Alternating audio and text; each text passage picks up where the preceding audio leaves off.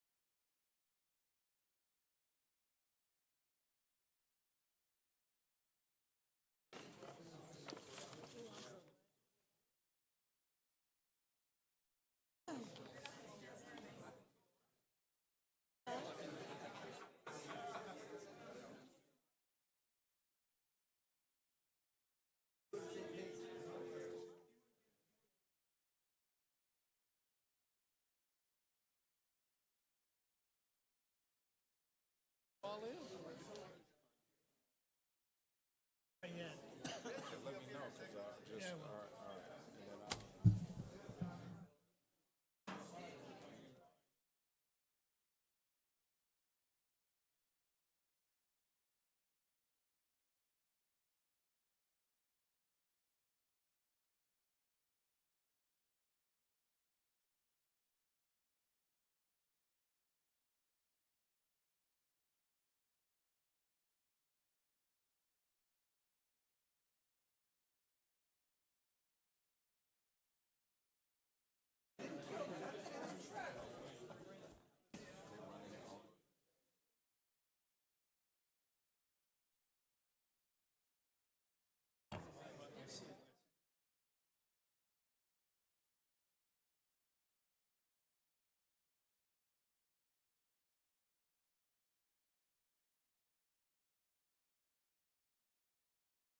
Because from this angle, it's like in there, right in there. Thank you. Thank you so much.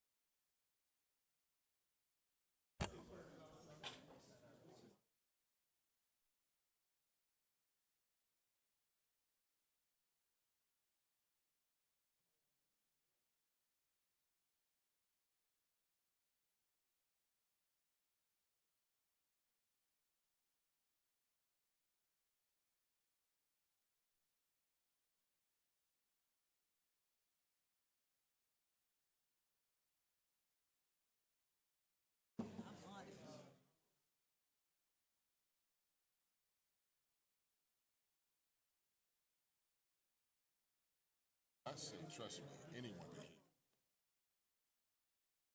No, just the metal.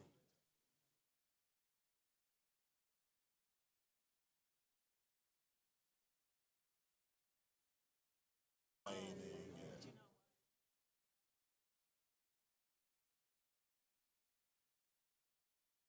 and That the city sponsors. We have more control. That's fine. uh-oh, or give me some more money. How about that?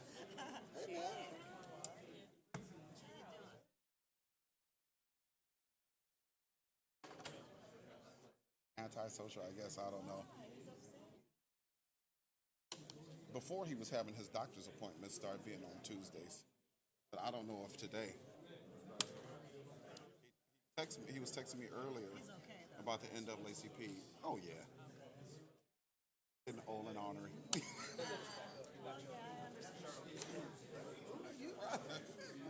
Let's city clerk, how you ain't doing?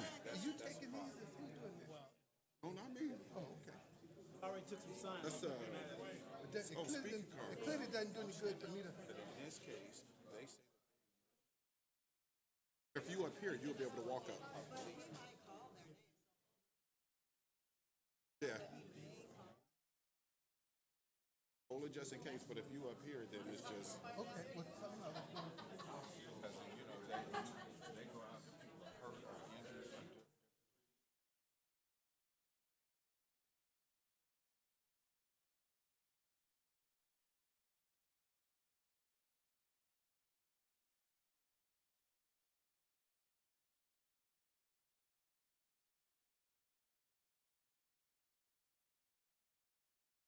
kick him in his ankle. I'm some information.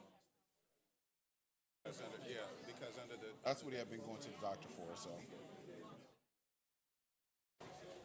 that time. All right.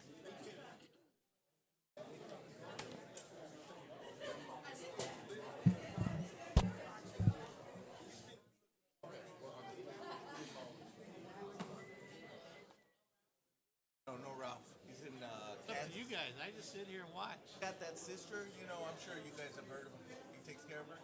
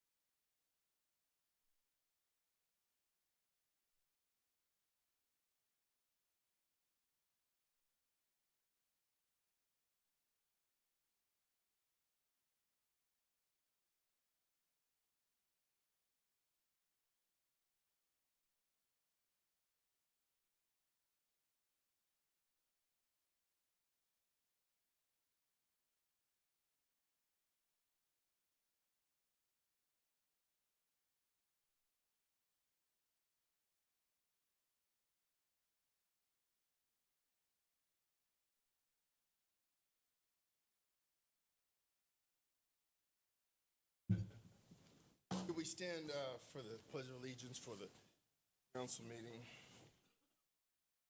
June 11th. Put your hand over your heart.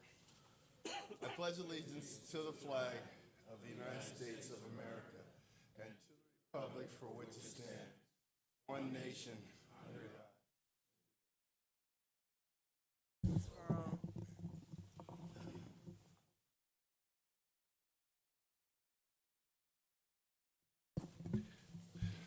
Madam Clerk, could you call the roll? A quorum is present for City Council, Successor Agency, Housing Authority, Finance Authority, Parking Authority, and Joint Powers Authority. Any persons wish to address the City Council, Successor Agency, Housing Authority, or the Finance Authority, Parking Authority, Joint Powers Authority on any item on today's agenda may do so at this time.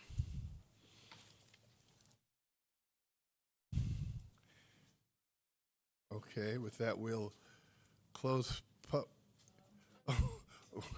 Come on, everybody. I knew somebody wanted to speak.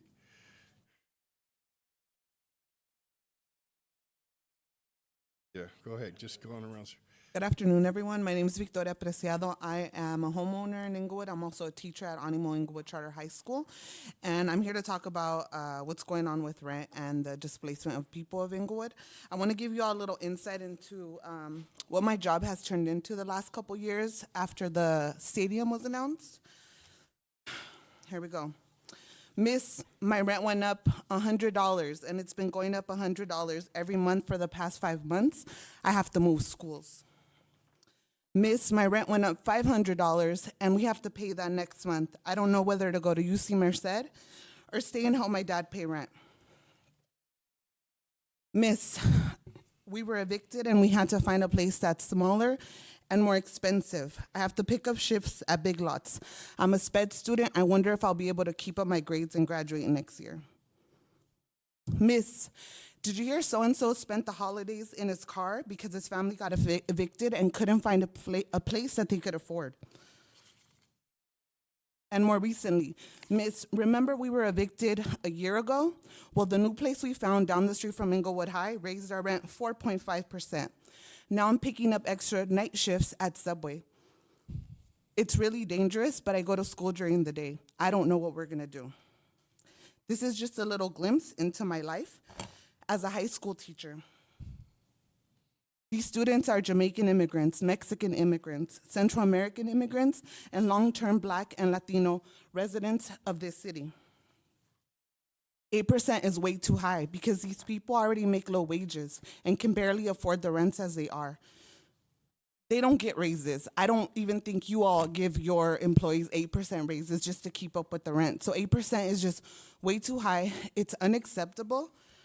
I've been coming here for the last at least 2 years, had conversations with Alex Padilla over 2 years, and nothing has been done. You all have failed the majority of people in Inglewood, and you have failed the youth.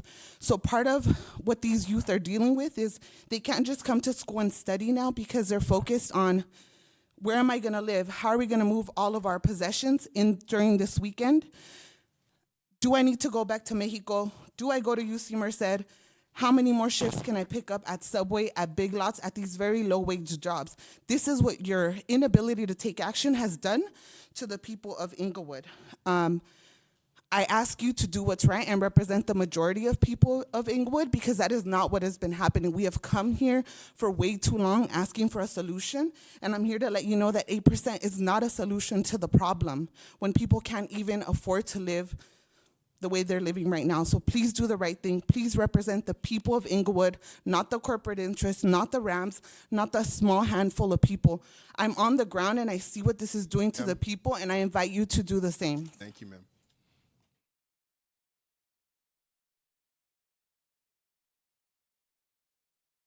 She said it all, but I'll try my piece also. I'm Kathy Deppie. I'm a member of the Holy Faith Episcopal Church here in Inglewood, have been since 2006. I'm also on the board of 9 to 5, National Association of Working Women, that serves the whole state as well as Inglewood, and I'm a member of Uplift Coalition. I'd like to reiterate our request from Uplift Inglewood for 3 amendments to the proposed ordinance. that you make these amendments today, maybe by proposing them and voting for them before you vote for the ordinance. The first is actually what was just said, that 8% is pretty high. We'd like the annual rent increase allowance to be tied to the CPI, the Consumer Price Index, when it falls below 5%, and for it to be capped at 5% when CPI exceeds it. We think also that the rents of Inglewood residents should be reverted back to their November 2017 level to allow residents a chance at survival. And finally, we think the board that oversees ongoing implementation of this ordinance should be democratically elected by Inglewood residents. These amendments together have the potential to truly protect our neighbors from homelessness and displacement. I had one further thought as I read through the ordinance, and that was related to the fourplex units that are under your proposal, Mayor Butts, exempt from the rent control. I was thinking about that and thinking that maybe that's too many units, and maybe if those units were owner-occupied, it might prevent those units from being sold to outsiders or developers or corporate entities, and then for the purpose of having units that don't have rent control, right? So maybe that's too many. You might want to look at that. But that was a personal. What did you say about owner-occupied? If the unit that has 4 buildings, 4 units available, if the building that has 4 units available is owner-occupied, maybe in a 5th unit, right? Maybe like I see when I drive down the street, there's, or go door to door. Maybe when I see a house with 4 units behind it, the owner, if the owner lives in the house, then maybe they could be exempt as a 4-unit fourplex. But if the owner doesn't live there, maybe it makes a loophole for corporations to come in and buy up those properties. Thank you very much. Thank you so much, ma'am.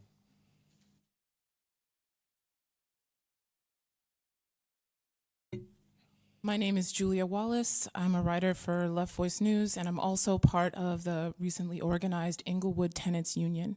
I'm here today, as I have been for the past several months, to speak about the ordinance and about rent control. 8% is an incredible amount for people to be able to pay, especially, as many of you know, Inglewood residents tend to have lower incomes than in places in Los Angeles City. And so being able to raise the rent to 8% as an annual increase, most people can't afford to do that. And by offering a relocation fee, as I had said before, that seems like a consolation prize to be able to move people out. People like myself have lived in Inglewood for decades. Many of us grew up here, and a lot of you know that. But our concern, which is why we formed the tenants union, is that we need to represent ourselves as tenants because many of us feel like we're not being listened to. Again and again, we've said that 8% is too high. Again and again, we've said that this is unacceptable, that people can't afford it. And it appears as though that hasn't been listened to. It appears as if whenever people do write about that, online or in person, that they're denigrated, they're called whiners, they're put down, and that's unacceptable. The people who are sitting on this dais here are people who were elected to this position, and you're elected to represent the interests of Inglewood, and 60% of the people in Inglewood are renters. And it's important for us to also recognize as renters that we need to organize ourselves against a lot of these big businesses and multi-million-dollar businesses and the politicians that are defending them because they aren't here to represent us. And furthermore, that we need to continue to be in the streets to talk with people about the issues of rent because that's how we're going to do it. That's how rent control was established in Los Angeles. That's the only reason why we're having this conversation now, because rent has been going up for years. And so it's so important for people who are standing up here and the people who are downstairs in the overflow to really be represented. You have the opportunity to go against the moneyed interests, the powers that be, and other pressures to represent the people. But I have to say that I feel very cynical about that because it seems like the responses have been, particularly from the mayor, condescending and mean. And that's unacceptable for a public servant to do that. I hope that people on this dais will vote for the interests of Inglewood, listen to the other provisions that Uplift Inglewood have suggested, including not having the 8%. I think 2% is reasonable, by having an elected board so that renters decide their future and understand the issues that are affecting renters, and also that people really take into account the need for us to really organize, because we can't just stand here and hope that they listen to us, because it seems like that hasn't been happening.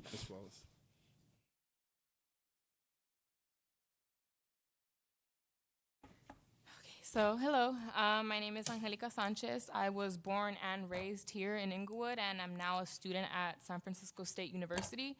And I just want to go right into it and say that I feel like it's a slap in the face and just outright selfish for you as people who are supposed to be here to serve and protect our community completely ignore and continuously deny our community rent control or rent stabilization. And I know it's gonna take way more than just establishing rent control to deny or to avoid having our people being racially displaced or to lose their homes, but it's a start. And 8% increases is way too high, especially when you have people who aren't making enough money with minimum wage to even pay their rent or to make up enough money to even have food.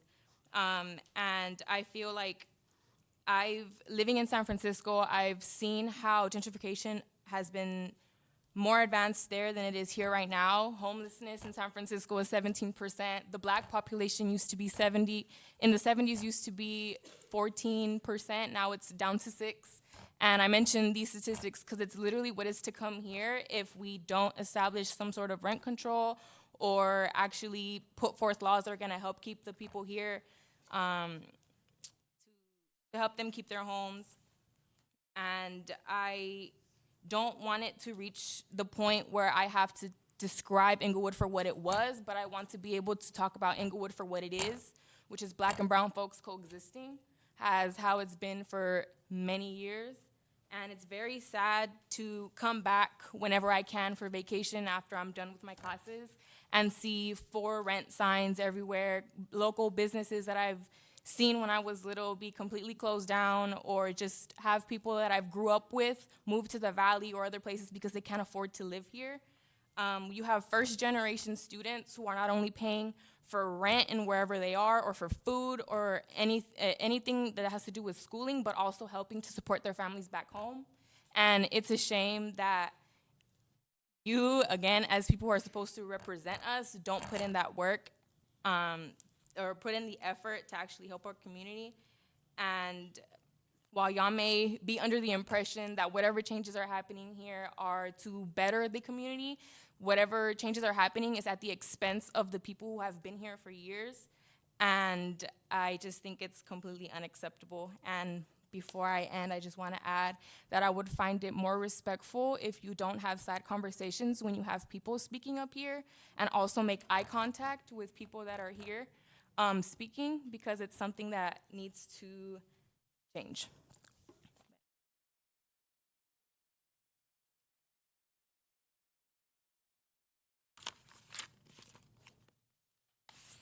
My name is Miss Kelly Cliff, and my issue is housing. I rented in the Regent Hotel, and as you know, the Regent Hotel closed down. It's right around the corner from the courthouse. And we tenants never received any moving fees. I never received any funds for settlements for being raped in the sleep, and radiation and ongoing theft. Now, people will say there's an argument with theft only because my mother, Luberta Cliff, is very much alive. My father, Walter Cliff, was murdered in the city of Inglewood. So many people in the city of Inglewood may say that she's deceased. That's for her protection. But my mother, Luberta Cliff, is alive, and my issue is housing. Rent continuously goes up, and we never receive any of our moving fees.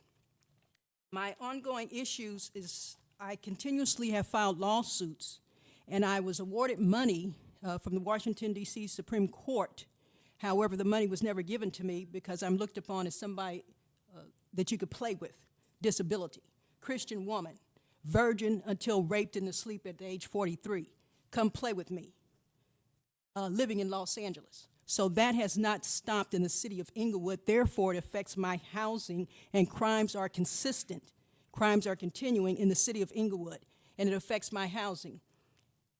I also would like to close with as a Christian woman, with the book of Ezra, chapter 9. The people did not separate themselves. The city of Inglewood, it takes money to suppress the press. The press, it sells newspapers when a woman is raped in her sleep. I rented a room in the city of Inglewood for $600. Before moving in, there were minors in the house under the age of 18.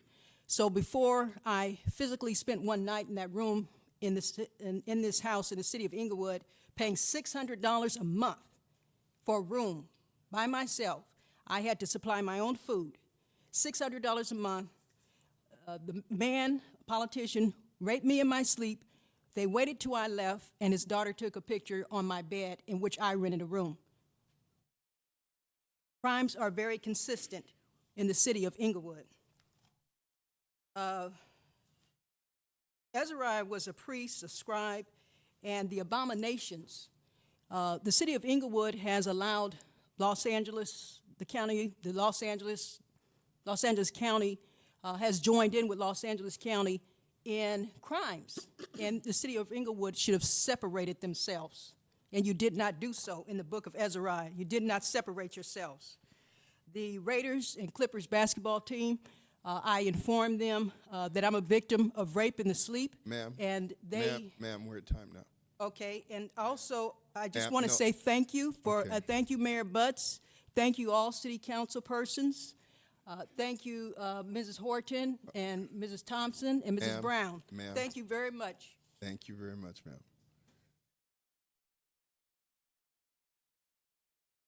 Good afternoon. My name is Hazara, and I'm a member of Uplift Inglewood Coalition. The proposed rent stabilization ordinance is needed more now than ever, and I'm glad to see that the City Council is taking this initiative forward. I would like to request that the ordinance would include a rental rollback to revert rents that have been gouged, rolled back to October 2017 levels. Inglewood is a city of over 60% renters who have already been gouged in the corporate real estate market. Rent gouging has already been a problem, and that's why Uplift Inglewood filed an initiative to be put on the ballot. In the past few years, residents have seen the rent rates raise out of control, while their incomes remain the same, actually the lowest in LA County. Renters should get a second chance to remain in their city. They grew up here, and like I always say, they want to enjoy the improvements in our city, the Rams, the Clippers, our improved school districts. They should have an opportunity. I understand that rents will go up because of all of the wonderful development that's happening in our city, but the level at which they do increase should be something that families can actually obtain. It shouldn't be so unachievable that their only recourse is to be relocated. I mean, extra jobs, whatever. It should be something obtainable. And we believe that a rollback to October 2017 would achieve this purpose. Thank you for hearing me. Thank you. Thank you very much, ma'am. My name is Orion Gould. I've been working in this community and spending time in this community. And first off, I'd like to say I really like these big plasma screens. It's a really visible clock. I wish that the council was more focused on what people were saying instead of how long it was taking them to say it.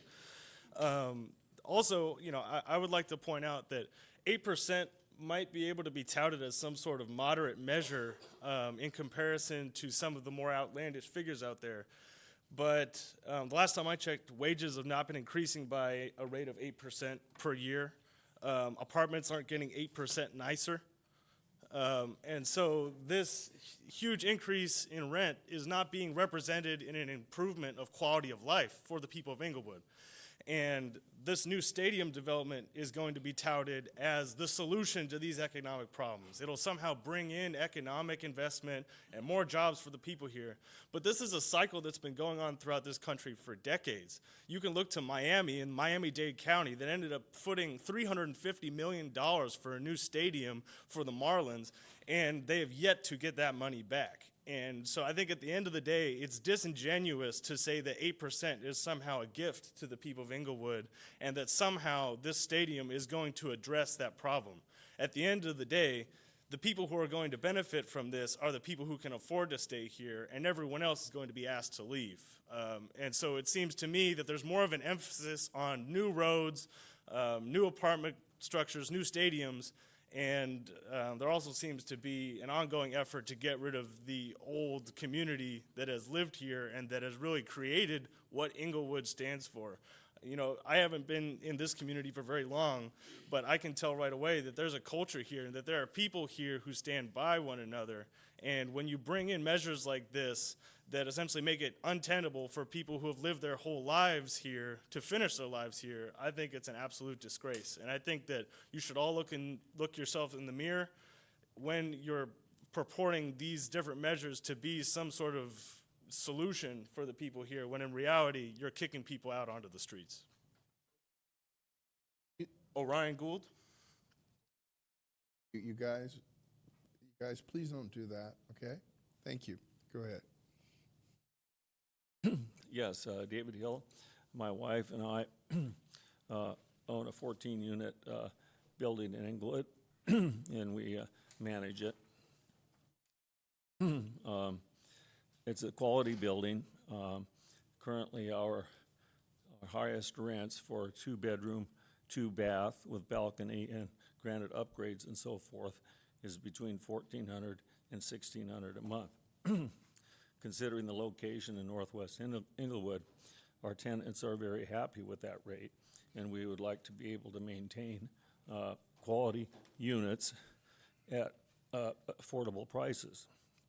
And this is a follow-on from, I was at the meeting a couple of months ago, and I sent letters to the councilman regarding the benefits and challenges of smaller personally owned apartment buildings and the future availability and quality of affordable housing.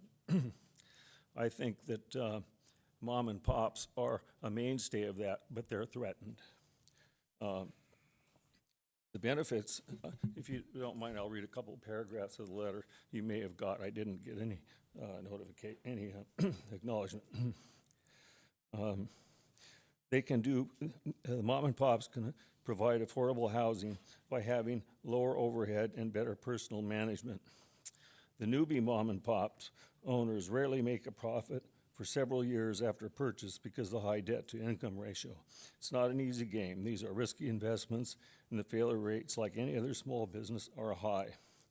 The Housing Protection Initiative of a 4% rent raise is untenable for newly acquired properties that are in any kind of stressed condition, as is common. This is precarious and not conducive for the survival of mom and pops. If they fail, future renters will be suffering from the lack of affordable housing in spite of or because of the initiative. Kind of a Pandora's box. If the mom and pops are forced out by either a profit squeeze to the burden of rent control and or inflation makes maintenance costs exceed rents, or the prices are driven down enough by real estate recession to accelerate bank foreclosures, then the banks repossess, sell the properties to institutional investors, REITs, large speculators, and affordable housing goes out the window. The legacy of rent control will give future mom and pop investors pause. If we've all been there before. Let the stable buildings carry on, best for the renters and for everybody. There is no need to milk them. The big guys all have their ways. Sir. Am I done? Yes, sir. Oops. I read too slowly. Okay. Thank you, sir. I had a recommendation. Well, go ahead with your recommendation. Go ahead with your recommendation.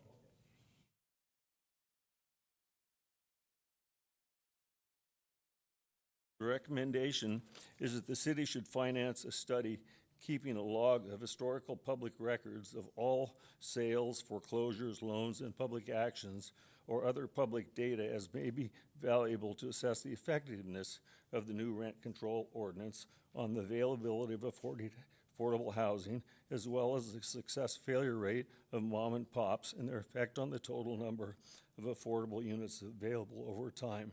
It's called feedback, not academics or hearsay. And if the mom and pops go Sir? away, it's going to hit the, Sir? Thank you. Buck.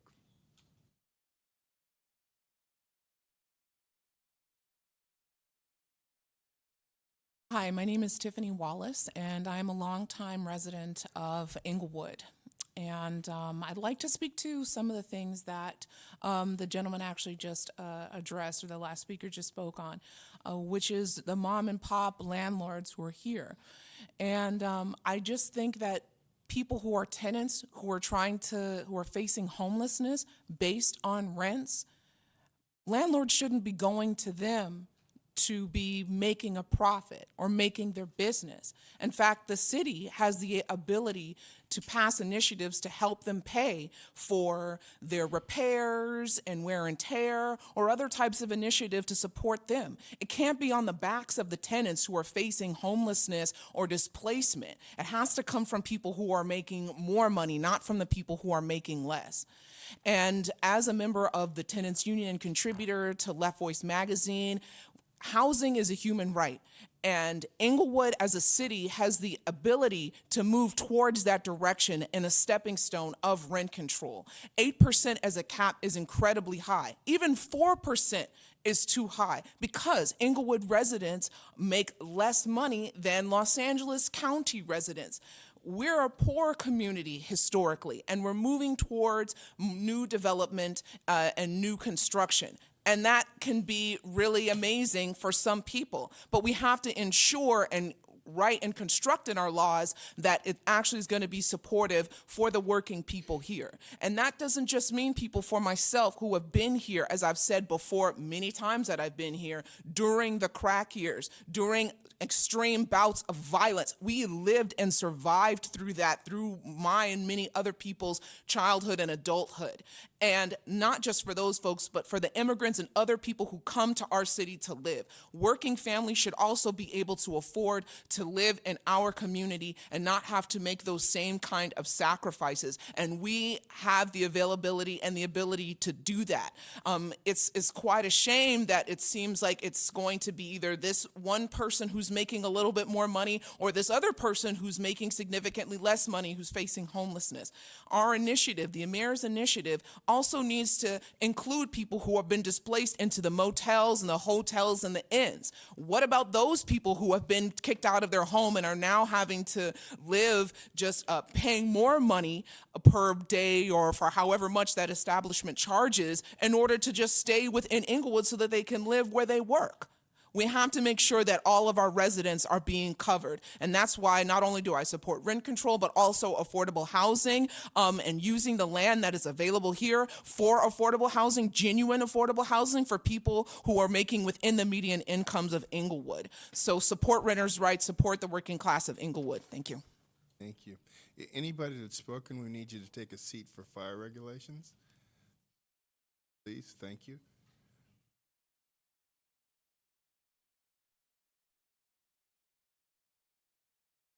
Mayor Butts, City Council. My name is Chike Nweke, and I represent the Inglewood Board of Realtors. Historically, rent control has always been a bad idea.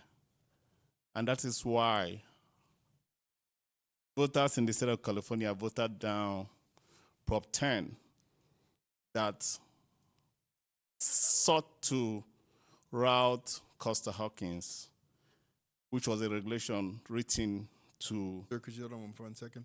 Anybody that's spoken, we need you to take a seat, sir. Yes, either go outside or take a seat. Anybody standing on the walls, it's not staff. Thank you. Go ahead, sir. We think that imposing rent control in the city of Inglewood would dry up supplies. We understand the peculiarities of this situation, and that is why we present this prepared statement.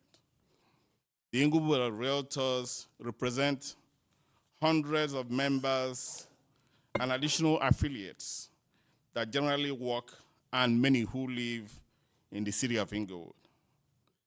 Given that our association primarily focuses on the needs of real estate professionals and homeowners, we generally oppose rent control. We have a strong belief in the ability of free market forces to achieve market equilibrium in determining rent. While we do not want rent control regulations, we feel that some placement of basic tenant protections is warranted, especially in this particular situation. Considering the explosive growth we have in the city of Inglewood, everything that the mayor joyfully announces in his speeches about all the good things that are happening in the city of Inglewood. We don't want to dry up investment coming into the city because investors will take cover because the city has all of a sudden become an investment opposed city. On an ongoing and permanent basis, we believe there should not be a cap on rent control. However, if a tenant refuses to agree to terms that exceed an 8% cap, then the relocation fees that have been outlined in the ordinance should continue. Some of the points in the ordinance that we agree with include a base cap not to exceed $7,500 a year, evictions only on just cause basis, and limit rent increases to an annual basis. Thank you very much.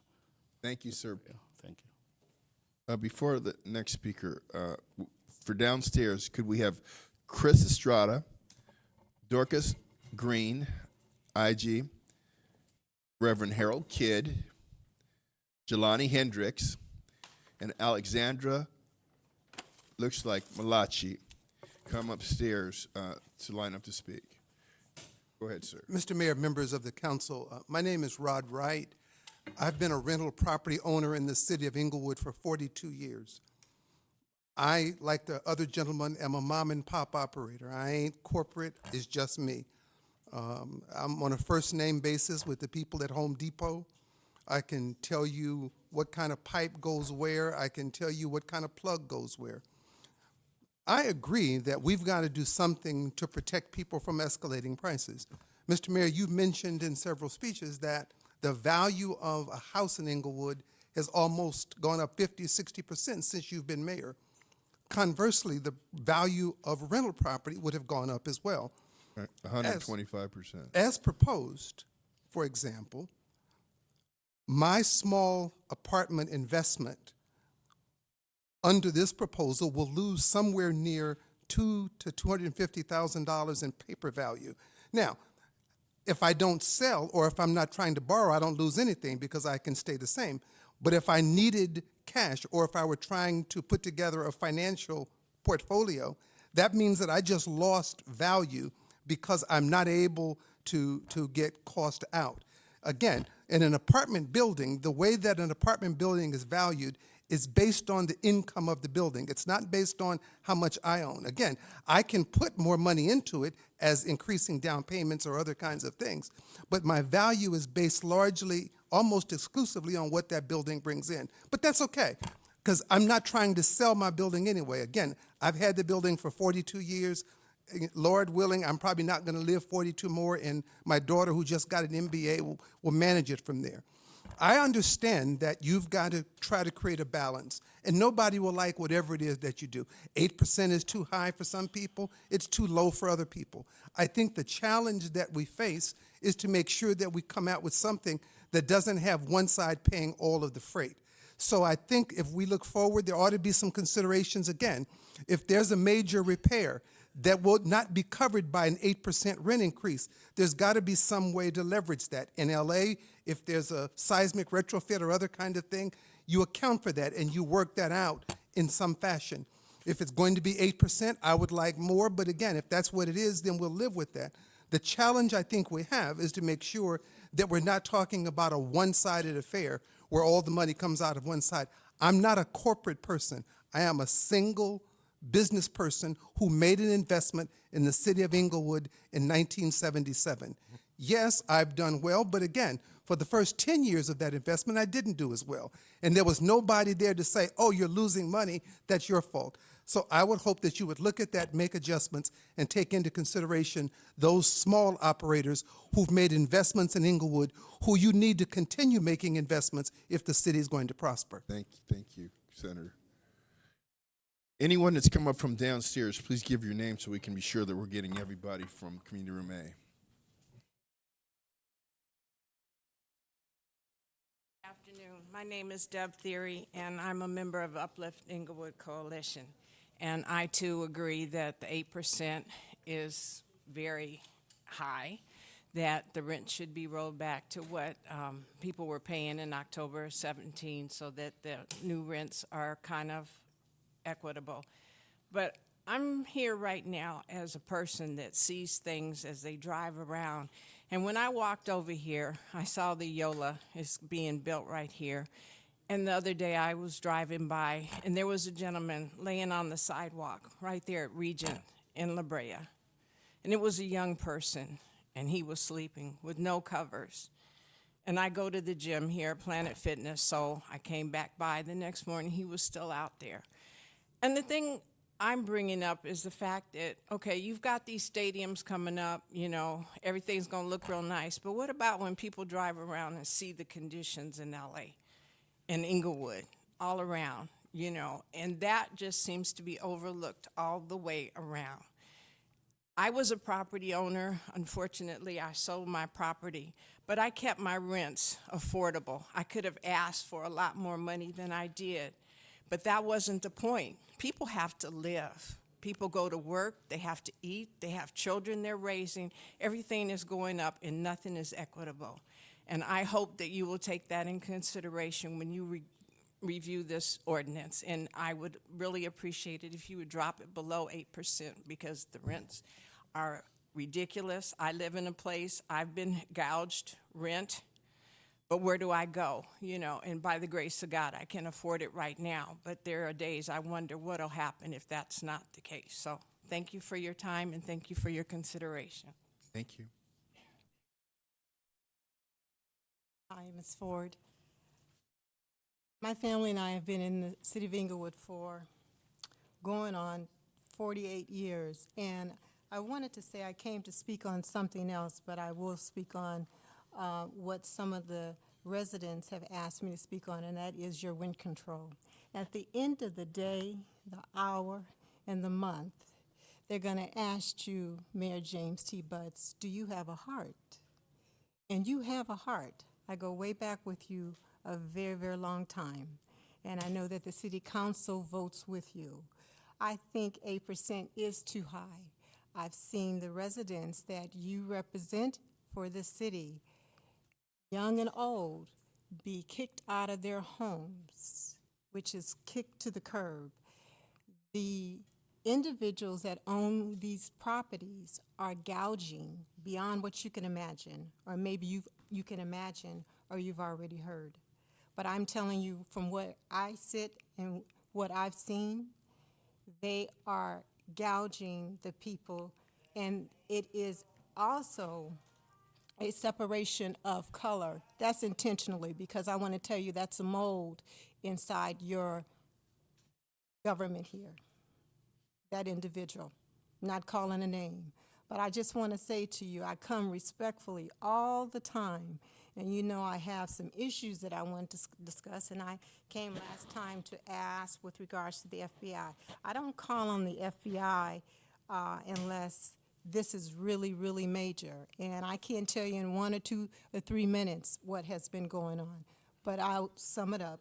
We're gonna no, we're gonna have to stick to the agenda right Okay, now. yes, Right. I thought it was, you could speak on anything, but no, I just would get back to what I was saying.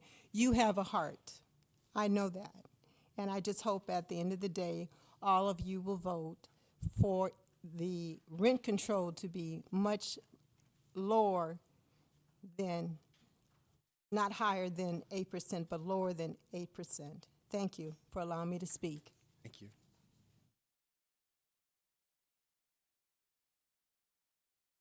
Hi, my name is David. I'm a longtime visitor in Inglewood. One of the things I love about Inglewood is how it reminds me of home in so many different ways. Back in Minnesota, so many ways I've connected with a lot of people that are from Inglewood, and over the past several years, it's been heartbreaking to see the changes and see the people I care about go away. And it also hurts when there's this assumption with people that look like me. We look like we're like the Shangri-La of escaping white supremacy and the system in so many different ways. Oh, look at us. We got these businesses. We're doing so much better. Look at how well it's developed. Well, guess what? The development has caused so much ecological damage. You look at Vietnam, you say that it's sovereign and liberated, but like, David. Sorry. David. I'll stick to the place with the gentrification talk again. Sorry about that. No. But- Actually, we're talking about anything that's on the agenda. Yeah. But it's got to be tethered to the agenda. Now, what you're talking about, you can come back at the end. We have a minute. You can talk about whatever you want. But there's a lot of people that want to speak on the agenda. No, I feel you. Thank you. Thank you. But yeah, like I said, I do care about the people and this whole housing thing, and like with like thinking you can own property. That yeah, you say you hate don't hate the player, hate the game. But guess what? Like the whole concept of private property, it's unsustainable. It's like a losing gambling game, and that's speaking from a community that's addicted to gambling. That's all I gotta say for the moment. Thank you very much. Reverend, good to see you. Always good to see you, Mr. Mayor and members of the City Council. Again, I greet you, and it's good to be here. I am Reverend Dr. Harold E. Kidd. I am the pastor of the First Presbyterian Church here in the blessed city of Inglewood. I'm also a member of the Uplift Inglewood Coalition and the LA Voice Home Team. First of all, I've lived here for 16 years. Many days I walk to church, and just in my neighborhood, I have seen a drastic relocation of people because they could not afford the escalating rents. I am here today, first of all, to thank you for taking this step in what we all believe is the right direction for C1-1 that we hope that the City Council will vote on shortly after hearing our testimonies. We are here today, however, as you take this first step, to ask that you consider 3 proposed amendments to this ordinance. First of all, amendment number 1, that a rent increase allowance of 8% is too high. When you look at the CPI of the surrounding municipalities, Long Beach, Anaheim, and other municipalities, it averages between 3 to 4%. I just pulled off the most recent news release from the Bureau of Labor Statistics, and this is dated May 10th, and it gives this information. 8% would become a burden for the majority of persons who rent here in Inglewood. It would become a burden because most persons, irregardless of the discipline of career, do not receive an 8% increase in income annually. Many of us are lucky if we receive a 3% increase. I see my time is running out. So 5%. Amendment number 2, a rent rollback. Rents of Inglewood residents should be reverted back to their October 2017 levels to give everyone a base start once this new ordinance is put into place. Amendment number 3, elect a rent board that represents the members of the city council, but also citizens of this municipality, that we work in partnership together to see that going forward, the implementation of the rent stabilization ordinance is democratically elected by the citizens of this community. Thank you again. We are moving in the right direction, but let's push the envelope. There are some further steps we can take to really make this equitable for everyone who lives in the city of Inglewood. God bless you. Reverend Kidd, let me ask you a question. Reverend Kidd, do you really believe it's legal to ex post facto tell people they have to revert rent back to November of last year? Do you think that's legal? I am not the lawyer, Okay, that's but prophetically, as the man of God, okay. I would say what the Lord requires, Got it. what the Lord requires is consider. All right. Amen. Don't tell the man of God to get out of here. Amen.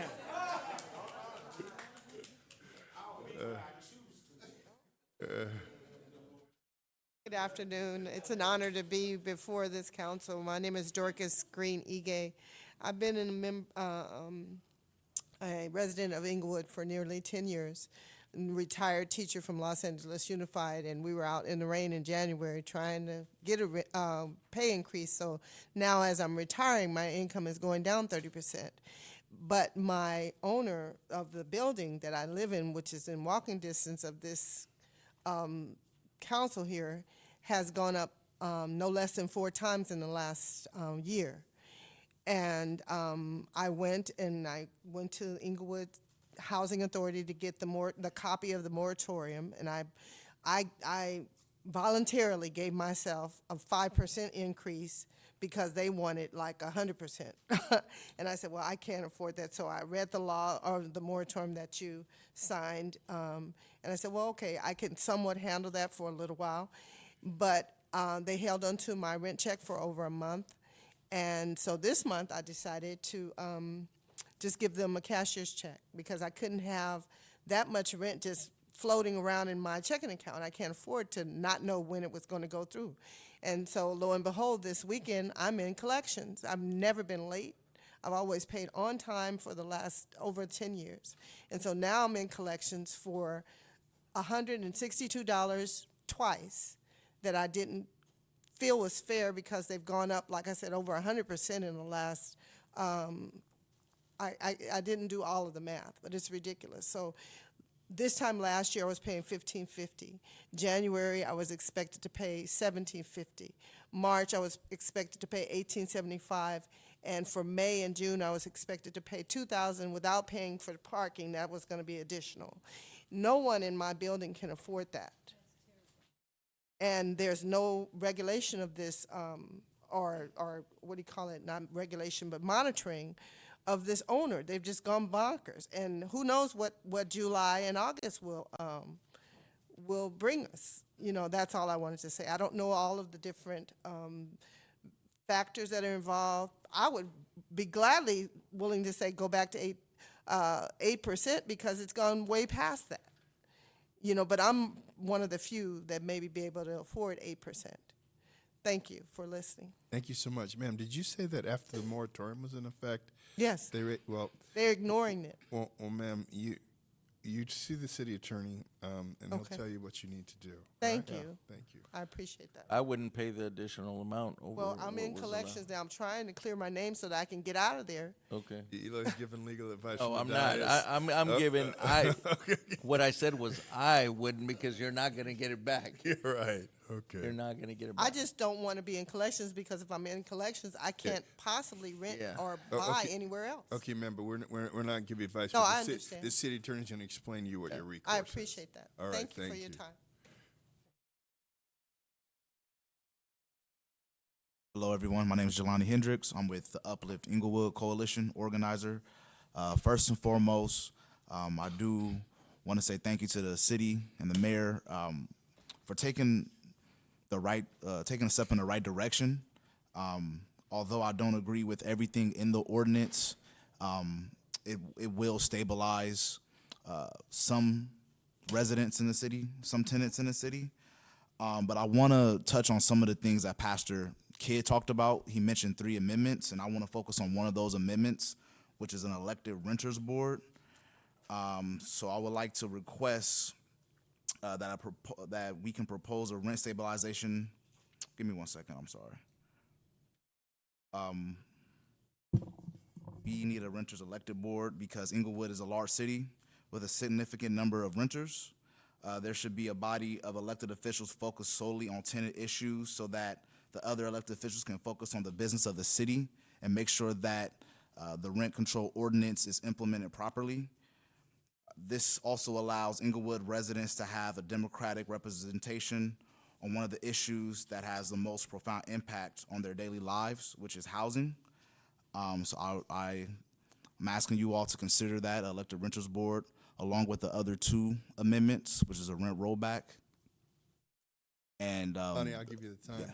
Do you believe that to be legal to ex post facto roll back rent in the entire city like that? Do you believe that to be legal? From what I've seen and from what I've learned, I don't think it's illegal. But once again, I'm not a lawyer. Exactly. I'm just trying to flesh this out because if you could do that, then we could say, why don't we say go back 2 years ago, make rent. Ma'am, please don't. Please don't do that. I'm having a dialogue with you. So I just want to make it clear that I don't believe that to be legal. Well, we can find out. We can sit down and figure that out together. But anyway, we really appreciate your input. We appreciated your input and your politeness and your input that you've given over the last couple months as well. Thank you. And lastly, 8% is too high. I believe that the cap should be pegged to CPI and no higher than 5% as well. Thank you for your time.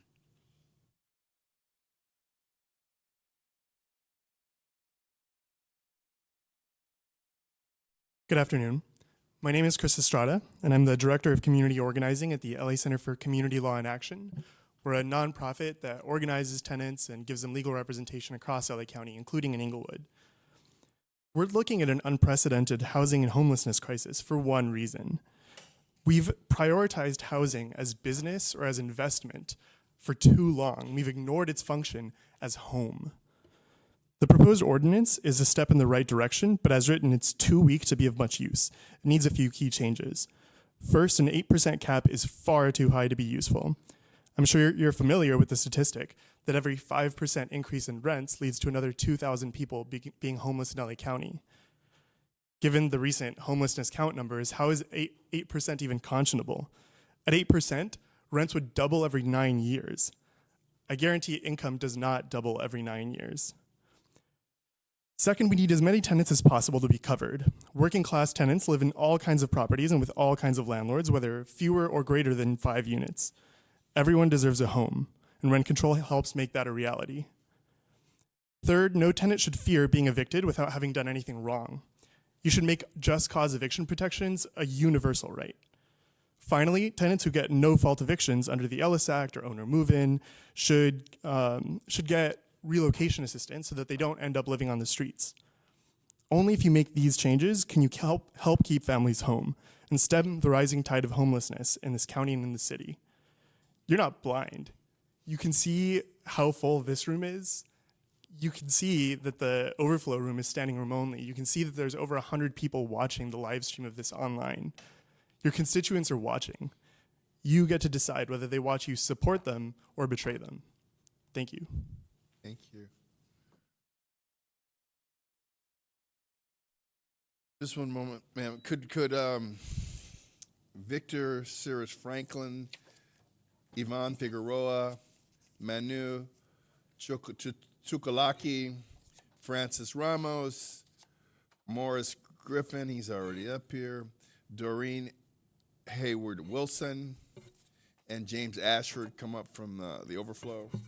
Thank you, ma'am. Go ahead. Are these done? Hello, my name is Alexandra Hallecky, and I am a member of the Uplift Inglewood Coalition. I joined the organization in 2017 when I started experiencing really significant rent increases. I've lived in Inglewood for 3 years, and my monthly rent is now $425 a month, more than it was when I first moved in. I've seen many of my neighbors move out of the building, not because they wanted to or were ready to, but because they had to. Renters like me have been struggling to keep up with the inflated rental rates that corporate landlords have been driving and small mom-and-pop landlords have been matching. The wheel has already begun to spin out of control, and many are either on the cusp or have already been pushed into homelessness. That is why we need our ordinance to include a rent rollback to the rates charged in October of 2017, when Uplift Inglewood first filed our rent stabilization charter amendment. It may be too late for some who are already living on the streets, but we can take this step and prevent many others from following on that path. I hope that you will consider a rent rollback and allow Inglewood residents a second chance at survival. Are you Alexandra? Yes. Okay. Do you believe that to be legal to ex post facto rollback rents? Definitely worth looking into. Let's All do right. it. All right. Thank you. Thank you, Mayor. Thank All you, right. Council. Thank you so much. Morris Griffin.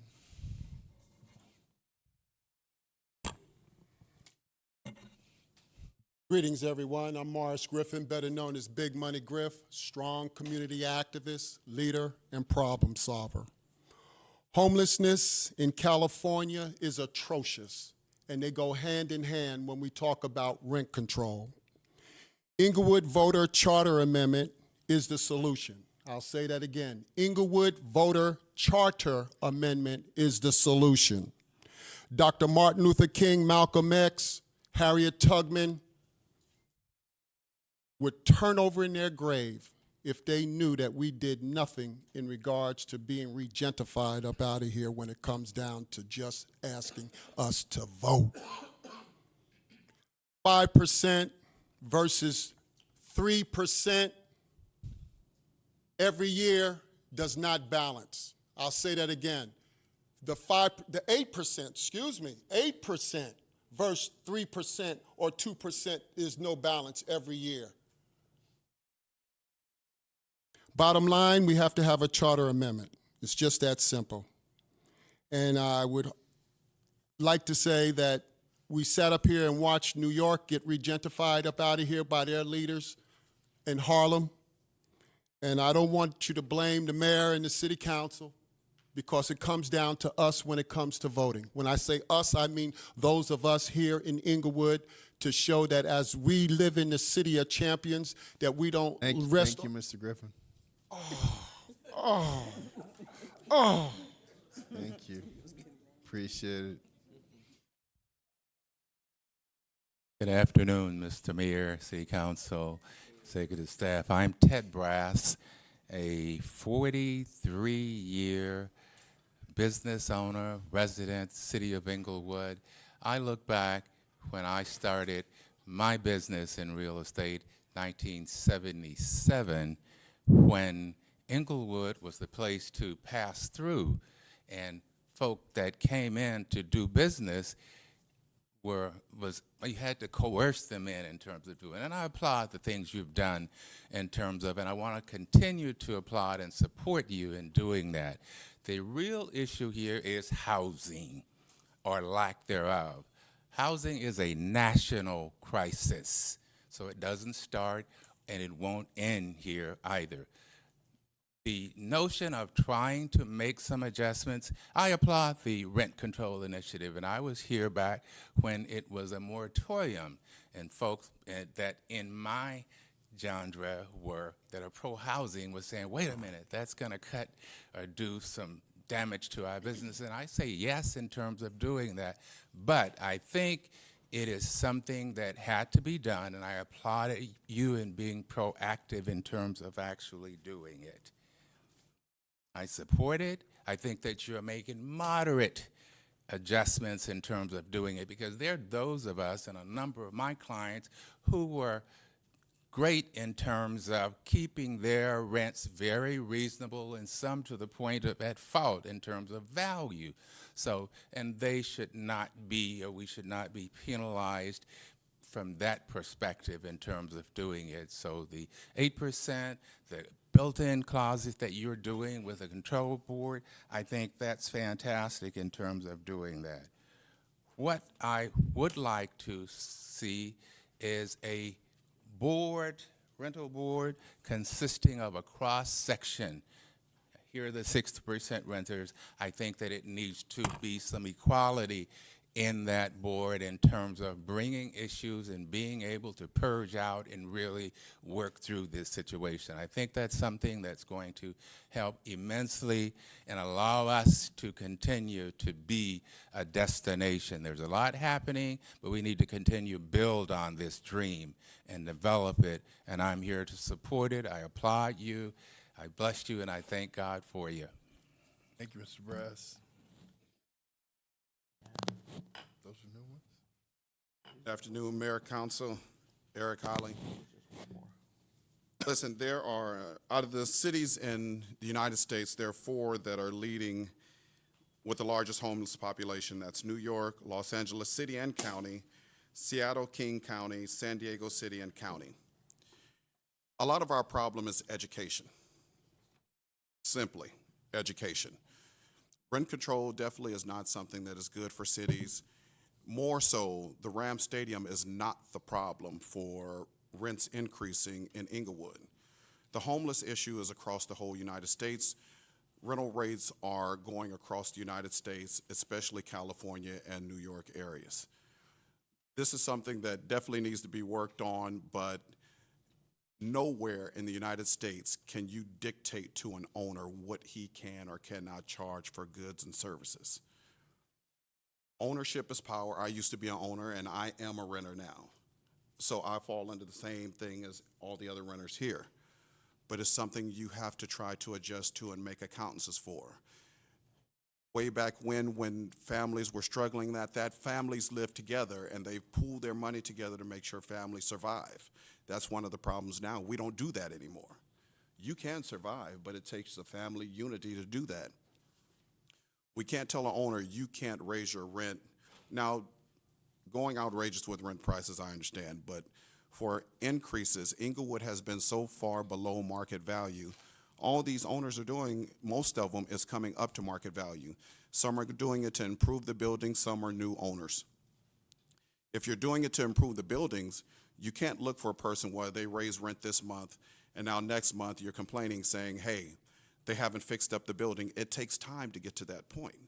To put a roof on a building, you're going to spend in excess of $15,000. It takes time. You have to give it time, but we have to work together as a unit, and rent control is not going to do it. Thank you. Thank you. Good afternoon, Mayor and City Council. Malcolm Bennett, longtime business owner here in Inglewood. There's no doubt we have a housing crisis. That's just there's no question about that. The question is, how do we help solve it? And obviously, it's a supply side issue, so we need to look. There's no amount of legislation that's going to put a family in a house that's not there. So we need to look at incentives to increase housing as well as protect those people that are currently in housing. As was said, the 4 major cities that have rent control have the highest rents there are because it discouraged development. So we need to look at positive things. And a lot of people talk about some of the newer developments are higher price, but that's move up housing, so that helps the other people. And from last year's election, Prop 10 overwhelmingly showed that renters realized that rent control was not the issue. As the gentleman just said, there has to be some equity in terms of looking at rent increases across the board. Some cities are looking at voucher programs to help those that are most vulnerable in terms of that. And also, right now, according to the city of Los Angeles, the current regional CPI is 3.9.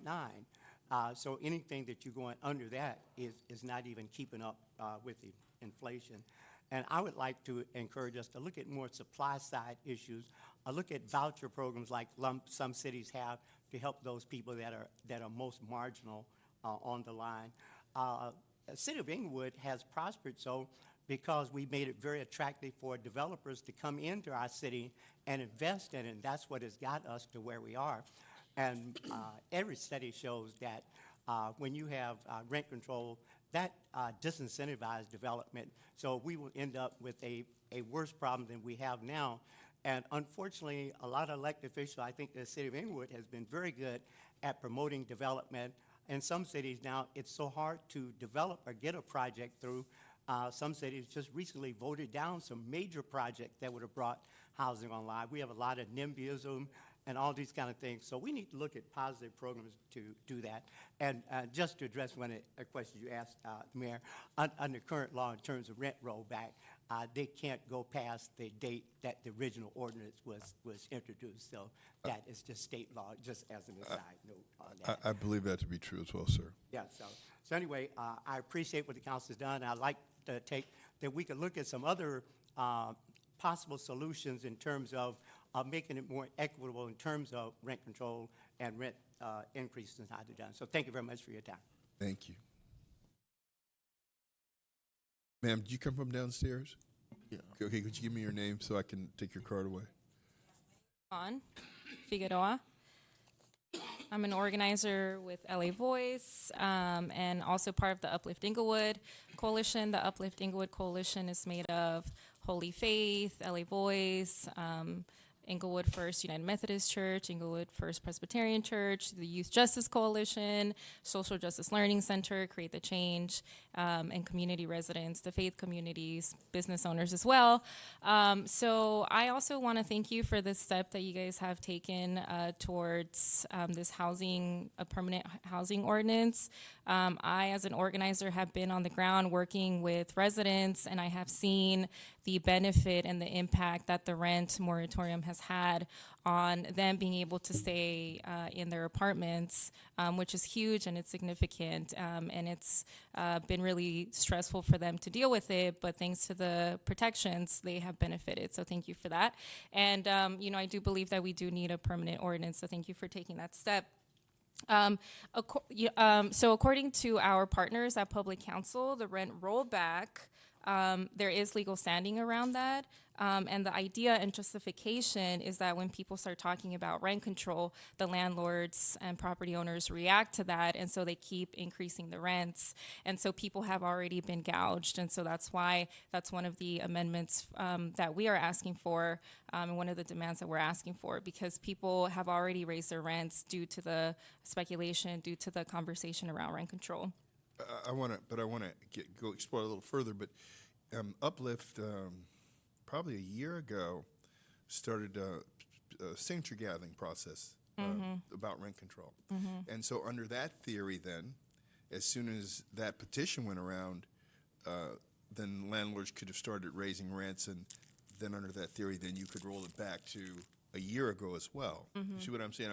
I'm just trying to get the logic of it together, and I just don't think it fits. But Yeah, well, I mean, we believe the conversation did happen around 2017, and Right. the problem, got worse with the announcement of the Ram Stadium and all the development and everything that people were hearing about the development. So I think the last thing I will say is around Prop 10. Like, I think you already have heard this, but Inglewood residents voted 60%. To vote yes for Prop 10, the repeal of Costa-Hawkins, because, they do believe that rent control needs to be stronger. I agree with everyone, with many of our community residents. Our wages are not going up as much as the rent increases are going up. And so, the LA Times article came out with the homelessness numbers. We believe that, overwhelmingly % of people are rent burdened, and that is increasing the problem for homelessness. So again, thank you for this. And we ask for stronger protections, no more than 5%. If we could stay attached to the 3 to 4% CPI, that would be great. The board, the rent board for individual cases, and there's the rent board, the 5%, and the rollback, which I just talked about. I gave a whole explanation around it. Okay, thank you. Thank you. Good afternoon. My name is Manu Tuholoaki, and I have been a taxpayer for the city of Inglewood for over 42 years, and I have been a homeowner for 36 years. The reason I'm here, just want to address the mayor and all the council. because I lost 5 friends that I had been my friend for 25 years in Inglewood, and they're over 62. The reason they left is because of the increase of the rent. And I'm here support the Inglewood, uplifting Inglewood, and also LA Voice, just to think about not 8% or over. I think across the board, like the CPI was 3 to 4, at least 5. You are doing what it is right in the right direction, just asking to think about those who have been in this city for over 20 plus years, and because of the rent hike, they left the place they love, called their home. Thank you for the opportunity, and have a great day. Thank you very much. Hello, my name is James Ashford. I bought my first apartment building in Inglewood in 1974. I've been in Inglewood ever since. I now own 3 buildings in Inglewood. I took a lot of risk when I first came here because I was dealing with security problems, the gangs, and I would always take the worst buildings in the area and then I'd fix them up. Anytime I did major increases were always done through talking with the tenant, telling them what I was going to put in and how much I was going to raise the rent. And we had an understanding. I never had any problem with gouging tenants. And most landlords are getting a bad rap because you have a few owners that just disrespect human nature. And if the tenants want less rent, the owners want to increase the value of their property. This is a business that we do. How many owners I know that have lost their properties through foreclosure because the tenants don't come and say, let's give you some extra money to keep this building so you don't lose it. No, but when it's the other way around, we can't get our profits out that we deserve. Now, I got caught in the rent control because I honestly didn't believe that the political climate in Inglewood was the same as Los Angeles. I had about 5 buildings in Los Angeles. We were always getting inspected. There was one fine or one issue after another. We were dealing with 10 tenant complaints. But this, again, is the kind of buildings I bought because I would fix them up and then bring them to market value, and then I'd move on. But I don't believe in rent control, and that's one of the main reasons why I stayed in Inglewood. When I heard the rumor and then I knew the stadium was coming in, there was no way that I thought that you guys would impose rent control. You did. How about the owners that I have a building 2 blocks right now from the new stadium. It's a 25 unit. I have put a lot of money into it, but I didn't keep up the rents because I was going to go ahead and do the improvements and then pass it on to the tenants. Well, I did the improvements. I'm just ready to pass it on to the tenants, and then this hits me. So I'm one of the ones that are going to fail. And I was in LAPD for 15 years. I got shot, and I said, I don't want that job anymore. I left, and that's during this whole time. So the only thing I'm saying is I don't believe rent control is going to work. I think you want to improve the status of the neighborhood that you're in. The only way you're going to do that is through the marketplace and people getting a return on their investment. What's your name, sir? James Ashford. I happen to now own 3 buildings, very nice buildings, with my partner, Vic. Okay, Mr. Ashford, so when you said you're going to fail, explain to me how the performer of you making improvements in your building, did you finance the improvements? No, I paid. You paid cash? I paid cash for the improvements through a loan. That's what I'm saying. You financed them. Yeah. And so you wanted to amortize the repayment of the loan through rent increases. Is that right? That's correct. And you're saying you're not with the 5% that you were allowed under the interim ordinance. You're saying that's not going to recapitalize you? Well, no, not to the degree that I put the improvements. With 25 units, I had new roof, landscaping. Okay. I've done a lot of improvements for the tenants, and all my tenants got new units. They got all. Anyway, I just didn't have an opportunity. Okay. So if there was some provision that allowed you to go up to the 8% without a relocation fee, would that help? Would be fine. That would be fine. Okay, all right. I understand that it's high for most tenants and stuff, All but right. you gotta look at the owners. Every situation is different.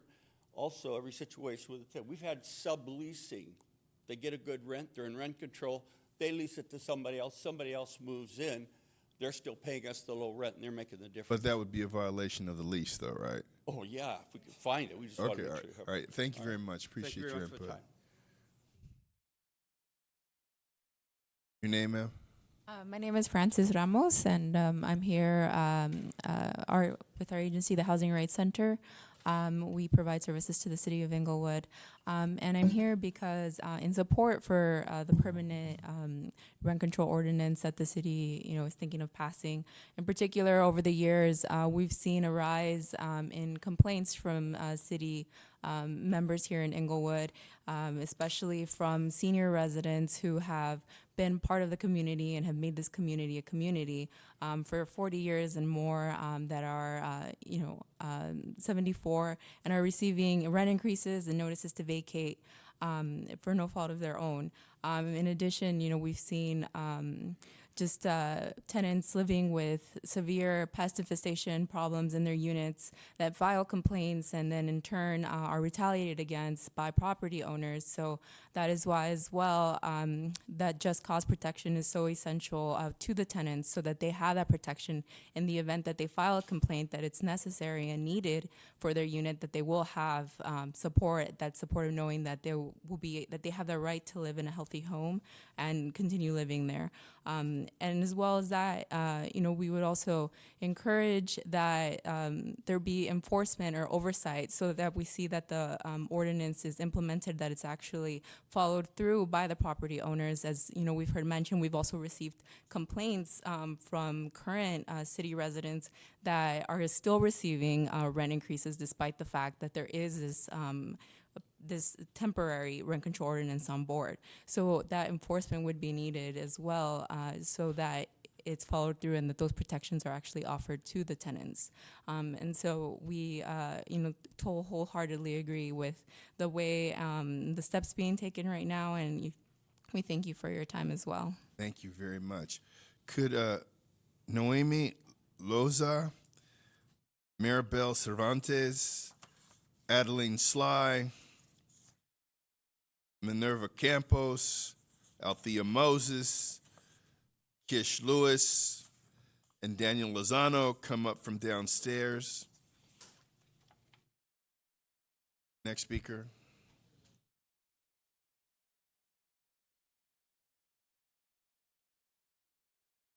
Are you Doreen? Yes, I am. Okay. Doreen Wilson. I am Doreen Haywood Wilson. I'm a proud 17-year resident of District 1 in Inglewood. I'm here in support of rent stabilization and affordable ADA housing. I've lived on Grace Avenue the whole time. The first 7 years I lived in an apartment, and at the time I didn't have an exacerbation of the disability that I've had for 35 years. So I was working, and then I went out on disability, and the landlord kept going up on everyone's rent, and he finally went up on mine, and I couldn't afford it. Therefore, I was very fortunate to find another apartment 2 doors down, and we have a sweetheart deal with our landlord. She has kept our rates affordable. However, with the disability, I live upstairs. I cannot take my mobility devices upstairs. I have to struggle every time I come home to, bring things up. And when I first went out on disability, I didn't apply for Section 8 because I was accustomed to recovering and being able to work. But that's not the case anymore, and it's extremely difficult. And so therefore, that's why I'm here to advocate on behalf of both affordable ADA housing as well as rent stabilization. Because if something happens to my landlord, I'll be homeless. Thank you for your consideration. Thank you so much.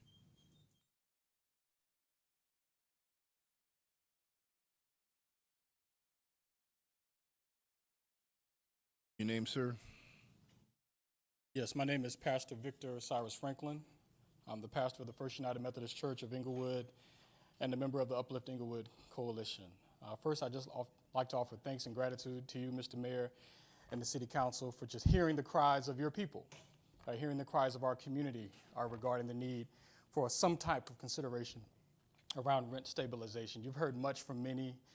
I'm just here to reiterate that an 8% cap is far too high for Inglewood residents who have already suffered enough. There's been pain inflicted already, and we're looking to restore and heal that pain. The truth is many of us are still struggling, and we're looking for a way to resolve and heal that struggling.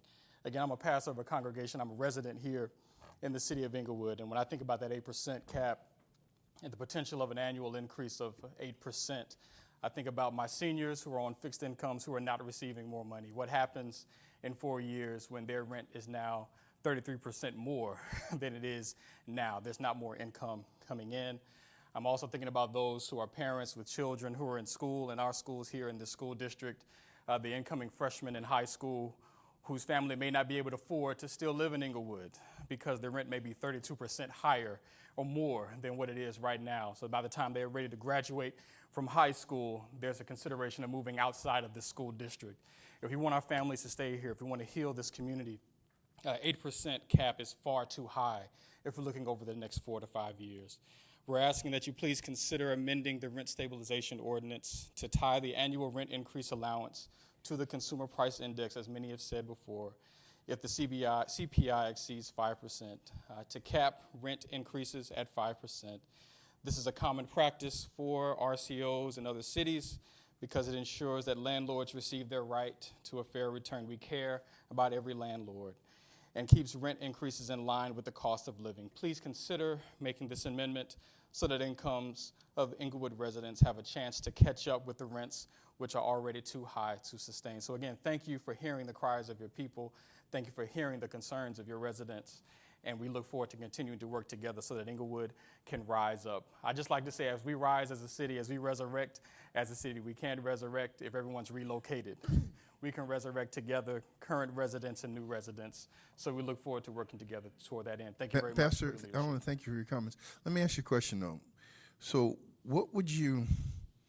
how would you handle it? So say you're a landlord or an owner, and you've had a building where you've had traditionally suppressed rents and you haven't had money to invest, right? Because you can't get those kind of rents. So now your building is in need of a new roof, new plumbing, you want a landscape, but you want to put in new appliances. What are you to do if the rent floor that we have is 4% and then you have to pay relocation? If that won't allow you to do that, CPI is around 4% right now. So then what do you do? I would say one of the conversations that we've had amongst the coalition and amongst the Inglewood Home Team, which is really faith communities in the area who've expressed concern about housing and bringing our members together to express what our needs and concerns are. Some of us are homeowners, some of us are property owners, and some of us are renters. The conversation amongst us has really been there should be a distinction between those who are mom and pop owners versus corporations who are coming in and buying up properties. And so creating that distinction helps to create the environment for that kind of consideration for mom and pop owners so that they can have the freedoms to do what they need to do, while at the same time placing some regulations on corporate owners who are not from here. So that's okay. And I want to continue this. So you hit on something that's very important, that people have to have the capacity to provide housing. It's just not enough for them just to have it and have it sit there. They have to improve it. They have to maintain it. And then you make a distinction between corporate owners and mom and pops. But if you are a corporation and you've taken over a building that has to be rehabilitated, is it fair that they're not allowed an increase to amortize their investment if it makes things better for the tenants? Is that fair? I think when we raise the question of fairness and justice, the priority is the question of fairness and justice for anyone who is a resident of this city. Right. And so if we create an environment that creates a hostile environment for the residents of this city, then the question of justice begins there. Also, again, for every homeowner who is a resident or owner in this city, that's where the question of fairness begins. And I believe that part of the reason for the importance of the community oversight, and so that we can have those conversations and work together toward creating those solutions. So long as we are all a part of the process, we can address those concerns.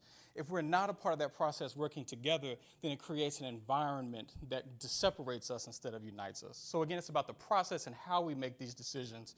And so long as we are included, we can create a just end for everybody. Pastor, thank you very much for your input. Thank you. Appreciate you. All right.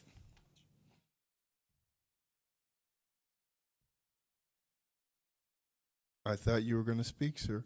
Okay, next speaker. Hello, Council, Mayor. My name is Derek Trueluck, and I didn't have much to say, but sitting here, watching all the speakers come up, you have professional speakers and coalitions and things like that. I'm someone who works as a housing provider each and every day. I have over 100 tenants, and probably none of them are a part of a coalition because my rents are so low that they wouldn't have anything to complain about. What I would need probably is a roll up, because the 8% won't get me where I still need to be at market value. But I understand something's got to It's give. Derek, right? Derek, yes. I still want to ask you this. So you've kept your rents low. Obviously, you bought your property at a price where you could do that. And so what would you say the average increase you've done over the last 2 years has been? Well, I haven't been increasing my rents. Okay. So my average one bedroom would be $1,100 right now. Okay, so then you'd be happy with 4% then. Well, no, because market value right now, I understand, is $1,500. I get it, but you said you kept things the way they were. Yes, because so what I'm asking you very sincerely, then knowing now that it's 8% max in a year, and after 4% you'd have to pay relocation, the 4% doesn't work for you? It won't get me to where I need to be to start the 4%. Mayor, yeah. The previous, and it goes to you, sir, the previous staff report we discussed, if someone was 80% or below market rate, we would allow them to go up to 8% without having to pay the relocation fee. So that is something that would go to address, what our attempt in that was to address your issue. Right. I get it, but let me say this. So my rents are $1,000. That's $80. $1,080. That's not going to do me much good. But I'm saying, what is it that spurred you now, you haven't raised rents, to feel now, right now, you need to go more than that? Why? Because I knew that anytime I could when I needed to. Oh, you had comfort. I had comfort, yes. Okay. I had comfort. You know, there's a struggle on both sides. So I hear tenants saying, well, people are getting kicked out and they struggle and this and that. And I empathize with them. But I've struggled also as a mom and pop to acquire these properties that I have. Now, Derek, see, we hear you, right? You're providing housing. That's a noble thing to do. Right. But there's a balance. So you've said, wow, I'm limited now, and now I need to do something. But at the same time, the people that are renting from you, they're kind of freaked out just hearing that, wow, if he could go to 10, 15%, he would, and a lot of them would have to go. You see, it is a balance, and so it becomes a comparative pain situation. Right. And we're at a crossroads right now. So that's all I wanted to And they need understand. comfort on their side as well. is what we're saying. Exactly. So the 4%, it wouldn't be bad for me if I was already at market value. I understand. And that's probably why you're hearing these stories that these landlords are going up. I don't believe all of them, but these landlords are going up 4 times a month and this many times. Well, such and that such. wouldn't be legal right now anyway. Exactly. But that's probably why, because they say, hey, I have to do something. Now I have to stop thinking with my heart and think with what's reality. We what's in want you to front. think with your heart, and we'll try and figure it out, all right? All right. Thank you. All right. Thank you. What's your name, sir? Fred Sutton with the California Apartment Association. Oh, I do know you, Fred. All right. Honorable Mayor and council members, I understand this is a very emotional issue. The California Apartment Association represents housing providers in the city of Inglewood and throughout the state of California. And we respectfully urge the council to modify this proposal. Although it's well-intentioned, this will undoubtedly make Inglewood more expensive, make housing harder to find, and will not create a single new unit to address the underlying issue, which is there's just not enough housing throughout California. Los Angeles, Santa Monica, West Hollywood, these are the most expensive cities in the nation, all have rent control, and some of them had higher rent caps earlier in their histories. I did want to address real quickly some of this 8%. Large rent increases are the result of operational costs. You're going to see the largest operation costs when a building changes hands or when there's substantial rehabilitation, which the city wants. You want your housing stock to be updated. It was not built to last like the pyramids. This ordinance should be more targeted towards where the issue is. It's really important to protect financial flexibility. The 8%, if someone hasn't raised rents in 5 years, 8% is not gouging.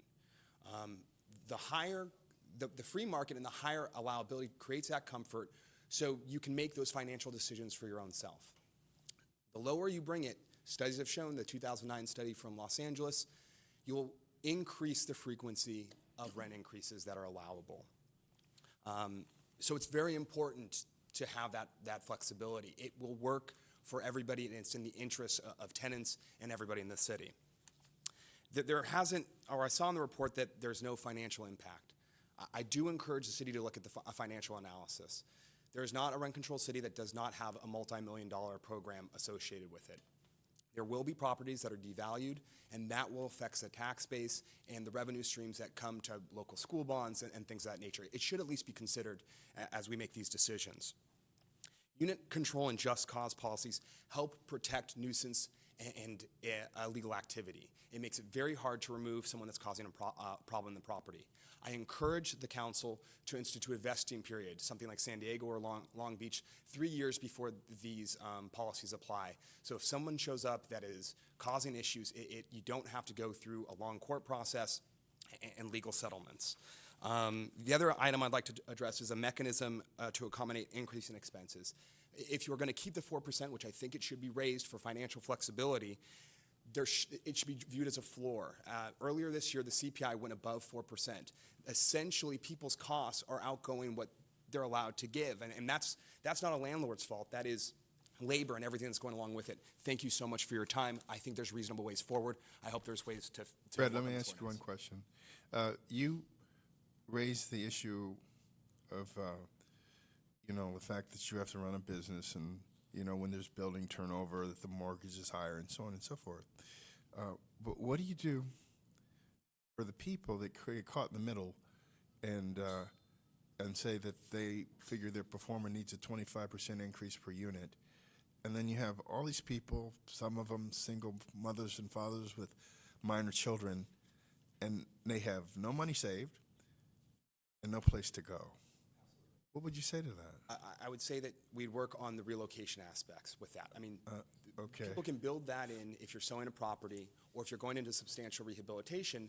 Then there's relocation assistance to help individuals with securing a space in the city of Inglewood. So what you're saying is if you buy a building and you feel that you're going to have to make a significant investment, then you should include in your loan pro forma money to pay relocation if it's necessary. Is that what you're saying? There's absolutely ways forward to work in line with things like that, because that's where it makes sense.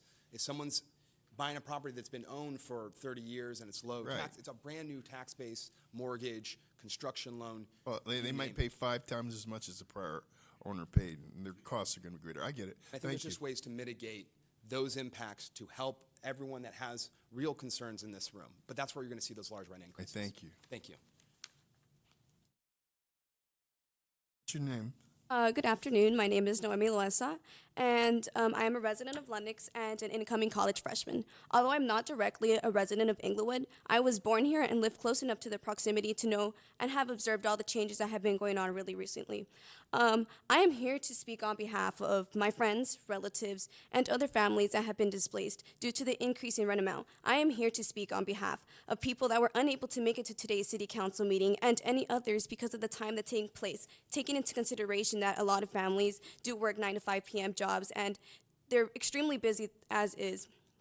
I speak for students here when I say that I have watched my friends that live in Inglewood, teenagers, cry to me because their parents were unsure of how they were going to pay for the rent for this month and the next. No child should ever have to worry about their parents' bills. They should be worrying about homework that they have to complete when they get home. Many of these friends have had to relocate to cheaper areas like Arizona and Nevada, sacrificing their lives and the people they know and everything they knew because it was the best financial decision for their family. A large amount of one's income shouldn't have to go to rent, and I feel like everyone deserves a chance to live freely without worry that they won't have enough to cover the rent for this month and the next. To implement better rent control and affordable housing, it would mean a lot to families that have enough as is financially. I applaud your efforts for what you have done most recently, but more needs to be done to ensure that no other kid has to worry about where they're gonna go move to next because they can't afford to pay the rent here. To not do something about this, it would be wrong because city council members are here to serve the people, and doing something that opposes the majority would just be supporting your personal and private matters. Thank you for your consideration. Thank you. Are you Maribel? Welcome. Oh, thank you so much. So good afternoon. My name is Maribel Cervantes, and I'm also an incoming college freshman. I was born in Daniel Freeman Hospital, and I've lived in Inglewood my whole life.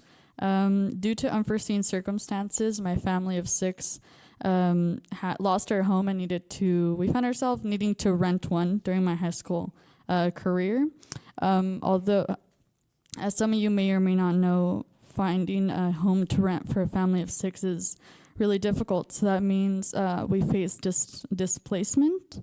No child should have to worry about where they're going to sleep at night. They should be focusing on their school and different games like that. So this August, our lease will end, and I am a little worried about how much it'll increase. Because there is no cap at this time. Like others have said, I applaud your efforts, and it is really a good step in the right direction. Like other people have said, Inglewood is a majority low-income residence, and it would be a disgrace to force them out of their familiarity and out of their home. Thank you for your time. Thank you so much. Is Adeline Sly here? Is she downstairs? Come, ma'am, come on forward. Yes, what's your name? Before I start, I just want to acknowledge that we're on occupied Tongva land. And my name is... Yeah, go ahead. My name is Minerva. Okay. And I just want to reiterate what everybody else has been saying, that we do need rent control in order to protect the most marginalized in our community. And I can't even afford to rent in Inglewood, and I've lived in Inglewood my whole life. I've worked here. I literally worked down the street, helped open up a shop, and I can't afford to rent in Inglewood. I have to live at home. Minerva, what do you think is reasonable rent? That you said you couldn't afford to. What would be reasonable rent? What would be a price? A lot of the jobs in Inglewood are minimum wage jobs. I know, but what is the price you think is reasonable rent? Based on a minimum wage, like I'm making minimum wage, so that's I what know. I could So afford. so 40 hours a week. An apartment you could afford. $1,000, man. Like I'm trying to survive. Okay, you know? so for you, an apartment should be $1,000 a month. All right, thank you. Okay, All go right. ahead. That's all I have to say, though. Okay, Thank you. all right. I was trying to understand. Welcome, Miss Moses. Good to see you. Likewise. Greetings, Mayor James Butts Jr. and Council. Hello, my name is Althea Moses. I have been a resident of Inglewood for 30 years, and I've been loving it until recently.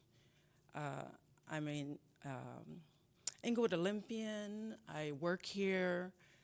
I rent here also. I'm also a landlord. And I rent because I use it as my office. And so my landlord raised my rent twice in the past year, once before the moratorium and once since the moratorium. And he raised it 5%, so that wasn't a problem. Although I can afford to pay the increase, the 5% increase, I am really feeling for the people who are here. The friends of mine, the family members. I'm also from Belize, by the way. So as an immigrant, I see the immigrants that are struggling right now to pay the rent, the increased rent. So I really appreciate the mayor and the council giving consideration to creating a law that will have where we'll have rent control. But I'm not happy about the 8% cap, simply because I know that the inflation in America is not increasing at 8%. I mean, it's not 8%. So I went online. I love to do research. And I went online and looked for the current inflation rate for the United States. And it says, and this is from the U.S. Labor Department, the current inflation rate for the United States is 2%. 2%. 2%. That'd be 2%? For the last 12 months ended April 2019. And that was published May 10th, 2019 by the U.S. Labor Department. Now, one was 1.9, 2017 was 2.1%, 2016 was 2.1%, and 2015 was 0.7%. So I really want you guys to, before you decide on this, that 8% cap is unacceptable. And 4% every year is also unacceptable based on what I just read, that inflation is 2% in the past year. And so when you average that out, it is not even more than 4%. And I'm saying this because here in Inglewood, where it's mostly renters, as the mayor has said in many of his speeches, that people aren't getting 4% raises every year. They're not. I'm a teacher at LAUSD, and we marched and marched, as you guys saw on TV recently, for 6%, a 6% raise. We should be getting paid six figures per year, all the stuff that we put up with, okay? Because we're not only educators, we're psychologists and parents and the like. So I really want you guys to consider not passing this ordinance, because 8% cap is unacceptable, and 4% per year is also unacceptable. Let me ask you a question now. Okay, so you're talking about, I've seen the CPI numbers as high as 4.1%. So, but let me ask you this. So if you only give the owners CPI, which is an average actually of the country, it's not California specific, and costs here tend to be more, gas costs more here than it does in Texas, and so on and so forth. But the question is this, so if you only get the average CPI of the United States and costs are more here, how do you do maintenance? How do you upgrade your property? How do you rehabilitate your property? You get a loan. Okay, and then how do you pay for the loan? And you can raise the rent 2% per year. You get a loan. But you're missing what I'm saying. If the cost of living is going up and you have to get a loan to rehabilitate a property, how do you pay that loan if you only get an increase tied to the United States when costs are higher here? If you're a housing provider, you're a human being, how do you do that? How do you pay for it?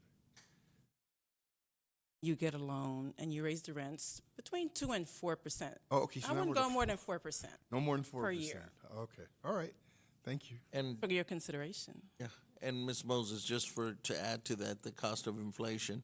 Inflation is based on all retail goods. That's gas, food, clothing, cost of services. So it doesn't really take into consideration the cost of a loan, if you would get it, how much interest you're paying and everything else. So while inflation is a good number to start with, when we're talking about rent prices and amenities around properties, it's a different calculation. So I just wanted to say that.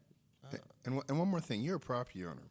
So when you bought your property, it probably cost more than the person that owned it before you, because price of real estate went up, right? When I purchased over 15 years ago. Right. And so the property, if you sold it now, it would sell for more, right? Definitely. And so there'd be a bigger mortgage, isn't that right? Yes. And so if a new owner bought a building and they paid significantly more than the person that bought it from, that they bought it from, now they have to have a higher recapitalization. They have to pay more in the mortgage. So how do you account for that if you only give them CPI? How do they make the mortgage payment? And get a loan and raise the rents. Well, they got a loan because they got a mortgage. Well, refi. Oh, I don't know. Okay, I don't know. I haven't had to do that. Okay, all right. I just wanted to They say shouldn't it's they shouldn't gorge the tenants in order to I get you, to but I'm make just trying money. to tell you it's a little more complex than that. That's all I'm saying. Yes, indeed. But thank Thanks you. for your consideration. All right.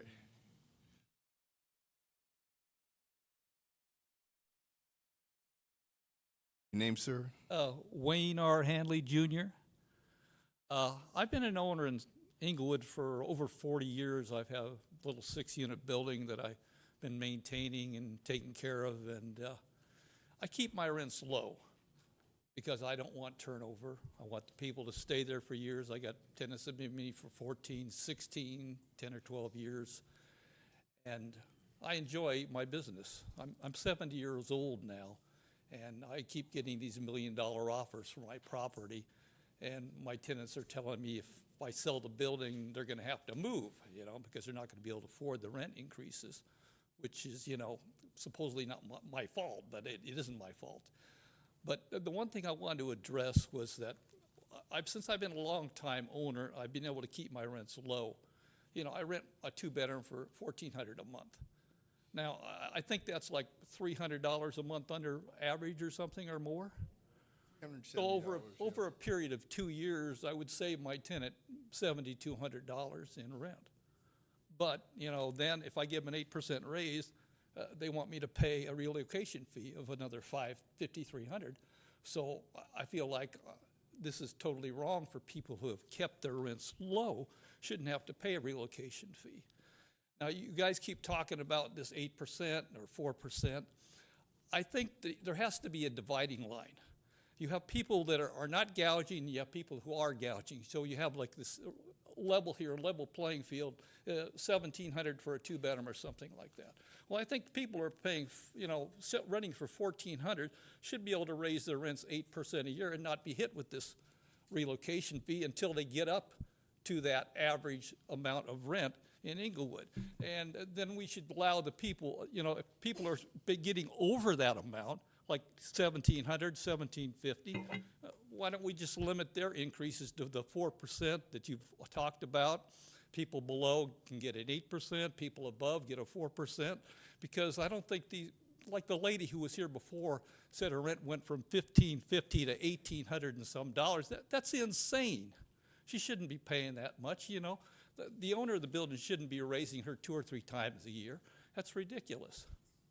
I haven't raised my rents for a couple of years, and I don't think about it, I just want my tenants to stay because it costs a lot more money to every couple of years to rehabilitate an apartment and then, increase the rent. And then in order to get a new tenant, and I'm not looking to get new tenants. Mm-hmm. And like I said, I get my existing tenants that have Thank been you, there sir. for so many years. And what was your name again, sir? Wayne R. Handley Okay, Jr. thank you very much. So you're at time. Oh, my time is up. Well, that was quick. Thank you very much. Okay. Is Daniel Lozano here? All right. Daniel Lozano. I don't know where to start. My family's been here since '82. I've been here since pretty much then. I've been renting for more than 15 years. I'm probably the youngest homeowner here, and I believe in rent control because of that situation. Because rent, like he said, for people like him, some people don't raise the rent too high so you could save money. I was lucky enough to have a tenant that didn't raise my rent so much. So then I finally bought my house here in the city of Inglewood. Yes, my mortgage is out of control, but so is rent. And I don't want that to happen. I don't want that to happen in my community. I want these people to maybe buy a house in the future. Hard. Everything is hard. Nobody gets raises anymore. Barely. I see everybody sad. I have homeless people all around, and I feel like it's sad too that the city of Inglewood doesn't allow like the homeless to just collect cans just to get money.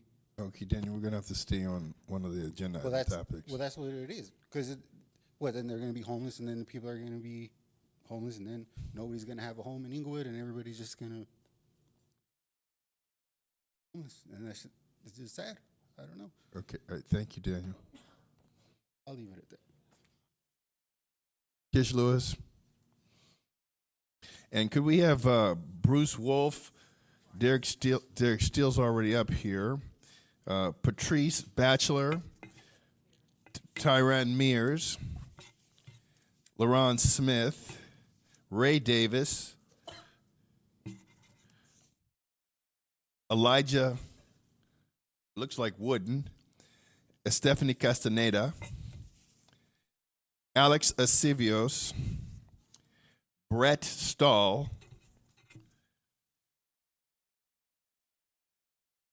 All Families Matter, Nathan Cooley, come up from downstairs. Ms. Lewis, go right ahead. Good afternoon, Mayor Butts, City Council, local business owners, homeowners, and fellow renters. My name is Kish, as you know, and I am an Inglewood resident and a member of Uplift Inglewood. I'm one of the many residents who had already received a $1,000 increase and had to leave our apartment in Inglewood after a corporation named Global Integrity purchased my building and made multiple violations in an attempt to push my son and myself, as well as other long-term residents, out of our units.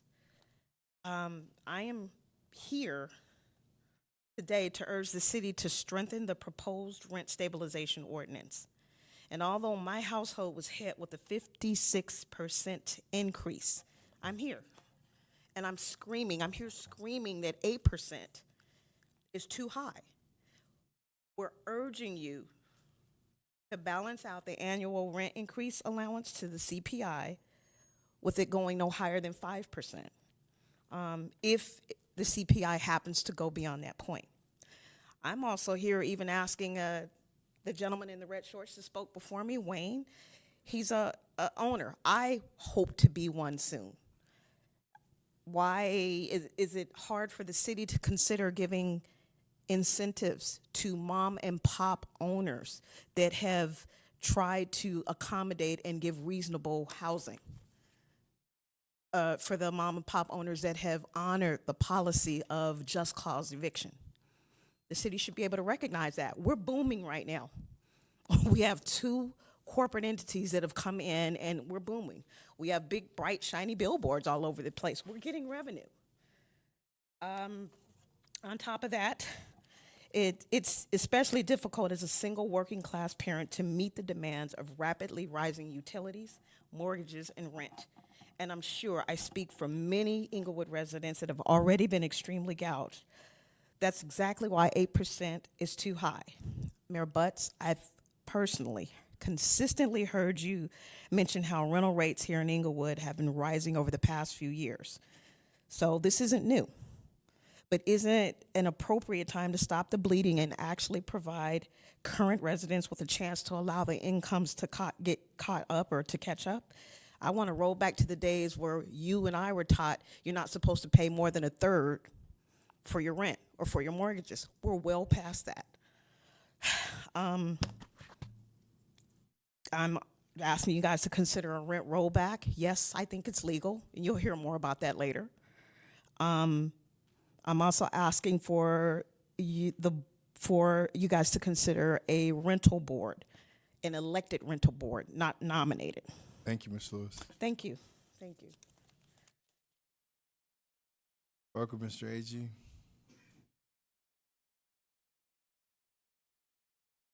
Yes, my name is Willie Agee, and I live in the beautiful city of Inglewood and proud of it. I'm a little bit concerned. 54 years, I'm a little concerned. Who's going to run this city? Is city council going to run it? Young people, are they going to run it? Uplift, Madison Square Garden going to run it? My opinion is this city council was elected to run this city. I voted for you. And I think the property owner have a right to set his price, what he want to rent his building for. At least when I own income property, I set the price. If the people didn't like it, then they go someplace else. I think Los Angeles has rent control. That's just right across Van Ness there. You guys did this. Work that you did to build this city, make this city where it is today. Everybody wants to come live here. But you know what? Everybody can't live in this city. There'll be too many people. Have to be able to afford where you live. And it's not up to the property owner to lose money, pay for the roof, all of the work he have to do that's torn up by the rental. Have to look out for them too. So I just hope this council, I'm not going to suggest anything to you. I just hope you do the right thing for the people in Inglewood, the people that voted you in office, and other things is is not important. You just have to go where you can afford to pay. That's the bottom line. And you guys made it possible for everybody that want to come here. Keep up the good work that you've done. I'm proud of you. Listen to the people who live here. Renters don't pay taxes. We do.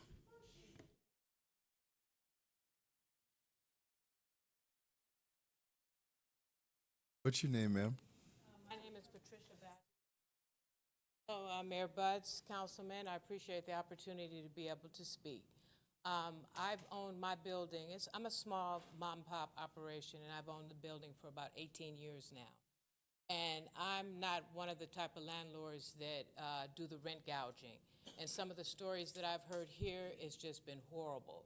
It's like the lady that was standing here earlier in the afternoon and had the baby over her shoulder saying that she's now in collections. That, to me, is ridiculous. And but there's lots of landlords out there similar to myself. I have tenants that I've had for many years.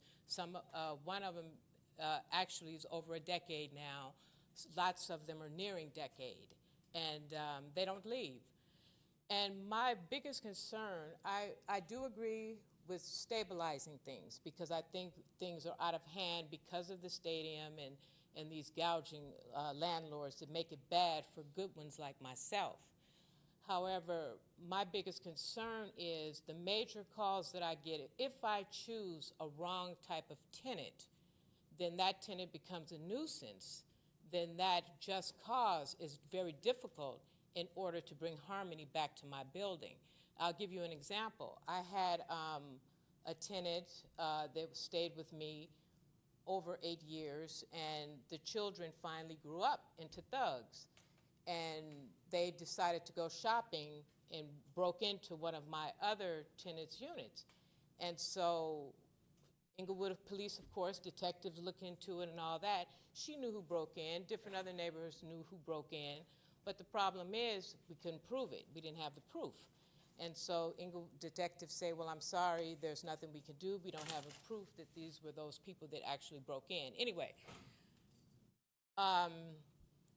she actually saw some of her items, jewelry, being worn by some of the perpetrators. I said, call Inglewood Police again. She did. They say, well, unless you have some type of marking, engraving, or something of that sort on there, there's still nothing we can do. She looked at me and she says, Pat, I can't live like this. I'm not going to live next to these people, and I know they're wearing my things. And I said, no problem. They got a 60-day notice, and they got out of there. Was that a hardship for me? Yes. I'm not the type of landlord that want an empty unit. I'm not throwing people out just because. So, because of that fiasco with these now thugs that grew up from little kids, my other unit ended up empty because they thought Pat wasn't doing anything about it. So saying that to say the just cause and trying to have to prove that something did happen would be quite difficult for landlords. Now, I don't have to live there, but the tenants that would come to court with me, that do have to live there to get people out, to help get these people out based on this just cause, they would be afraid to do so. So that's a problem, I believe. Pat, let me ask you something. It's a very compelling story. But what do you say to people that don't have such a compelling story, and then the landlord just wants them out because they want to go to market rent because they just don't care that much for a tenant? What do you say to that person? And see, that's the hard part. That's the other side of it. Yeah, and that's when I've heard other people talking about a board, and maybe a board that consists of actual residents as well as the landlords would be helpful in order to try to iron these type of situations out. We used to have a meeting every quarter. Malcolm Bennett, he used to run it, and we used to meet right here in Inglewood City Hall near the library. And I don't get any kind of information on those meetings or anything anymore. So all of these things is just occurring to some of us landlords, especially the mom and pops that are working stiffs out there just like our tenants. And then all of a sudden we get this information. But if we had those type of meetings on a regular basis and know what's coming down the pipe, maybe could be some solutions that could be generated on both sides to make the landlords happy as well as make the tenants happy. It's not going to be a happy medium on all cases, but it is something to look into. Thank you. Okay, well, I was just gonna Let me ask you one more question. Okay. So you rent after someone's been there for a year, 18 months. Are you pretty sure whether they're a good tenant or not? Yeah, I would say probably after, about After that. after a year, you know Sure. that you're probably not going to have to just give them a 60-day notice just because. Right. Okay, all right, thank you. Okay.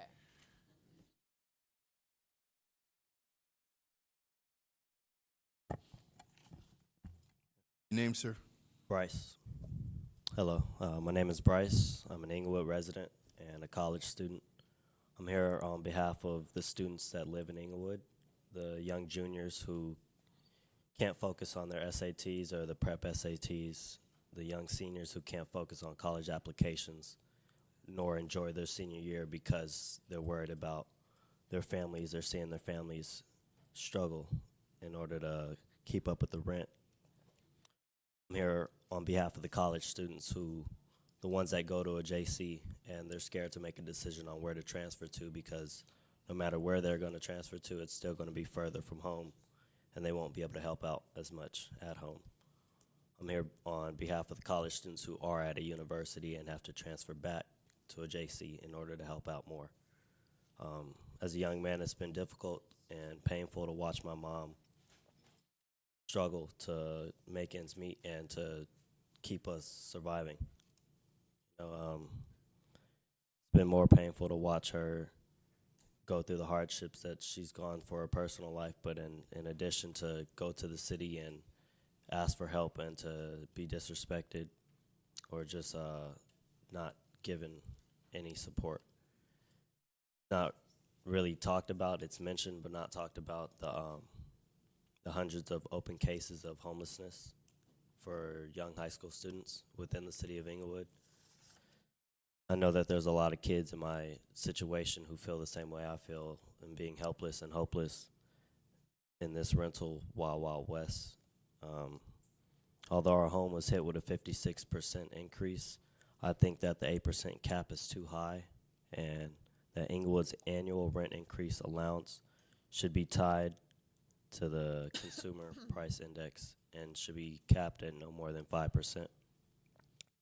I'm also asking for you to consider a rent rollback to what tenants were paying back in October of 2017 in order to accommodate hardworking students and residents who have already been gouged and are struggling to make payments. Why did you pick November 2017? I mean October 2017. I apologize. I know, but why do you pick that instead of October of 2015 or 2012? Because I wasn't aware of the situation that was going on back when I was a 8th grader. I'm saying, but what's the magic about October of 2017? Just sticking behind my team. Say that again? Staying behind my team. Being behind your team. Yes, sir. Got it. Okay. And to answer the question, I do think it's legal, because if it's legal to raise the rent, it should be legal to decrease it. I was in class today, and my professor said about the parts. If you take care of the parts, take care of the whole. Thank you. Gentlemen, how's everybody doing today? Derek Steele from the Uplift Inglewood Coalition, also from the Social Justice Learning Institute. Want to say thank you. Thank you for us finally getting to this point. This is a long time coming, 3 years. We've been working on this issue. There's been many phone calls, people talking to their neighbors, the collection of signatures, and all the work, not only just on our end, but on your end, to try to figure out what's the best way to move to this point. No, we don't totally agree on exactly what needs to be in there, but in looking at the ordinance itself and kind of reading through it, there's a lot of good parts, because there is actually something being put on the books when there was nothing at all, right? And so we're heading in the right direction. There's definitely further steps that we can take. I think the scenarios, Mayor Butts, that you've brought forward and some of the stories that have been told kind of make the case for why the structure of maybe some type of rental board is necessary, just so that there's a group of people who can kind of go through the details of those intricacies, because we can't. Every story is not going to be the same across the board, So there's an importance to try to figure out that portion of it. We believe it should be an elected rental board, but at least there needs to be a board of some aspect. There's been conversation about the rent rollback, and the reason why we selected October 2017 is because that's when we put in our ordinance, and that's where the conversation started about starting to talk about the possibility of rent control being in the city. But look, even if that's our point of view, October 2017, but if we can go January 4th, when the mayor put out on Facebook that this was a possibility if the landlords didn't get in the case. It just has to be pegged to something. Right, and so that's what we're thinking about when it comes to rent gouging, because there have been people who have been gouged. I mean, we have people who have come across our door, a lot of people that we've helped to get support from LAFLA or from Public Counsel, going to their eviction hearings, and just trying to find the best way to go forward. Even the enforcement of the moratorium that was put in place. Like, we have to figure out how these things actually are going to take place, right? Because there are people who are ignoring the statute as it stands, right? And so there has to be some level of enforcement, some level of, or at least a place for people to call to say, hey, this is what's going on, and there's a process that takes place from there. I want to, shout out to the city attorney's office, because that has been one of the places that we've been having people call as well. But we just want to make sure that we're trying to work together to make this thing effective as possible. So again, thank you very much for the step forward in the right direction. I'm excited to see what the vote is at the end of this, and just thank you for your time. Mr. Steele, you mentioned two dates, October 2017 and January 4th, both of which signify some discussion or some kind of acknowledgement that rent control should be considered. Exactly. Are you saying that there's some sort of precedent set that it has to be tied to some specific date if you're going to do a rollback? Yeah, legally it has to be tied to something specific. Oh, okay. Specific, and that makes a trigger as to the reason why that date was actually selected. So I just wanted to know what your reasoning was. Okay, I didn't want to do this again, but no problem. You believe that a government can unilaterally say that everybody in the city has to roll back their individual rents back to what they were over a year ago, because a petition was submitted to collect signatures regarding rent control. Yeah, because and the assumption would be that everyone that owns rental property that increased their rent did it because this put them on notice, and that this is a fair thing to do to roll back everybody's rent, even if during the meantime those buildings changed hands and the new owner paid 3, 4, 5 times as much as the prior mortgage. I understand but honestly, you believe that you could do that to someone and say, actually, you have to take a loss on what you paid for a property because the council arbitrarily said that's the day that people might have known. So on social media that that the rents were going up. I mean, do you I really understand. think that's fair? There's many different pieces that or pinpoints that we can choose that if we look at the data to verify those things. But yes, I do believe that, and the reason why I'm saying that is because there's other cities that have done it. I mean, even Santa Monica in their ordinance has rent rollback as a clause in it on its own. You know what I mean? So this is not something that is arbitrary that we're just choosing to make up. Like it does have precedence. You know what I mean? It's a violation of state law. In our ordinance, we basically said you could be no more than 5% Right. above what we had in January. We didn't say you had to go back to January. Okay. We said our 5% that we would allow per annum had to include any increase you made January 1. So we didn't roll back Got it. anything. You get what we I said? understand. This 5% was inclusive of whatever you did, so you couldn't add it on top of it. But Can, anyway, can I ask really quickly? So even with that clause, I did read that part. How does that protect people who have already received that increase? Like, does that mean that owner can't raise it again until next year, or like how does that work? the 12-month increase, no, excuse me, the moratorium increase right now. Yeah. That's inclusive of anything they did in January. Now, we're into a whole different thing right now. Yeah, right. Whatever we come up with here is going to be inclusive of whatever you did January 1st of this year. Right. So you may not be able to make an increase for this year if you Okay. already did it in January. Understood. Okay, all right. That's what I'm saying. There's a lot of different pieces. We might not agree, but this is a right step in the right direction. I So think thank we're you. agreeing on Thank you for the everything. conversation. Thank you. Sir, what's your name? I'm good. You said everyone. you said Ron Smith? LaRon Smith. LaRon Smith. All right. Yeah, I spoke here once before. I really don't like doing this type of stuff, but I'd like to thank you all for the time and everything else. I'm a longtime resident here. Once again, I went to elementary at Warren Lane, went to Morningside temporarily as a high school. I have friends and family that still live here as residents and as owners. You know, the stadium isn't the cause of the increases. It's because of inflation. And you know, we have prices that have been increasing for several miles when you go east from here, and they're nowhere near the stadium. So I feel that 8% is pretty steep if you're already at market values. I am a property owner, by the way. That's the profession that I'm primarily in. I don't really do anything else other than investment stocks and real estate. But I also understand that I prefer to keep long-term residents and tenants. I don't want people come in and, you know, most of the time when you charge astronomical prices, the people aren't going to stay very long. I've seen people that try to, you know, charge $2,000 or $1,900, no matter how nice your place is. The residents might only stay for 3 to 6 months, and they're like, you know what, there's no point in me paying this, so I'm going to go live with a family member or something like that, so they'll leave. And me as a businessman, I try to keep my numbers realistic. I try to, you know, charge like $1,575 to like about $1,650 for 2 bedrooms, and those are fixed up. So you know, right now the rent rollback that would severely hurt me personally as well as other people, if it's even possible, because I've taken money, like my personal money and everything. I didn't borrow. That would be a whole additional situation, an issue if I did borrow to reinvest into these same properties to give a better quality product than what the people already have. Because I try to, you know, give people something that I want for myself, and I stay in one of my apartment buildings. LaRon, for what it's worth, I agree with you about rolling. I don't think you can arbitrarily tell people this is what you got to charge retroactive. I don't believe that. But also, like I'm appreciative for what's put in place. It seems like it encompasses everything for both parties. What currently is hurting me, actually, and this is just a case of rent control, I have 1 bedrooms that are like 640 square feet. I've been doing this since 2001.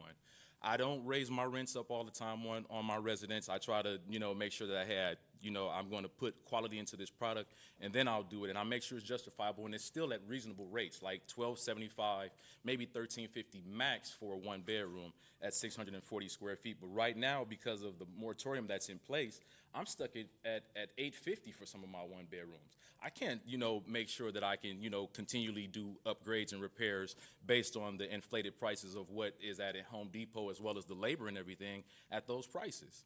Ask you a quick question, LaRon. Go ahead. I understand your dilemma, and you've had stable tenants at that price. Yeah, but what happens? What happens if one of those tenants in that $850 a month unit is say like a single man that's raising 2 daughters, and he's making minimum wage, and that's the best he can do, and so you raise the rent maybe 8%, and then he can't afford to live there anymore? I mean, what happens? I mean, what happens? Well, me personally, I try to communicate with my residents. I try to, since I do investments and it's my passion, I try to continually educate people and everything else on you need to be investing in yourself, whether if it's your education to provide a better service to stay relevant in the community, or if you're investing in yourself as trying to purchase a home and everything. So throughout the tenure of them being there, them coming in at whatever price that I said originally, I try to make sure that they're positioned and ready, because I don't want to have to evict them and everything. That's going to cost me because they're going to abuse the law and sit there for several months.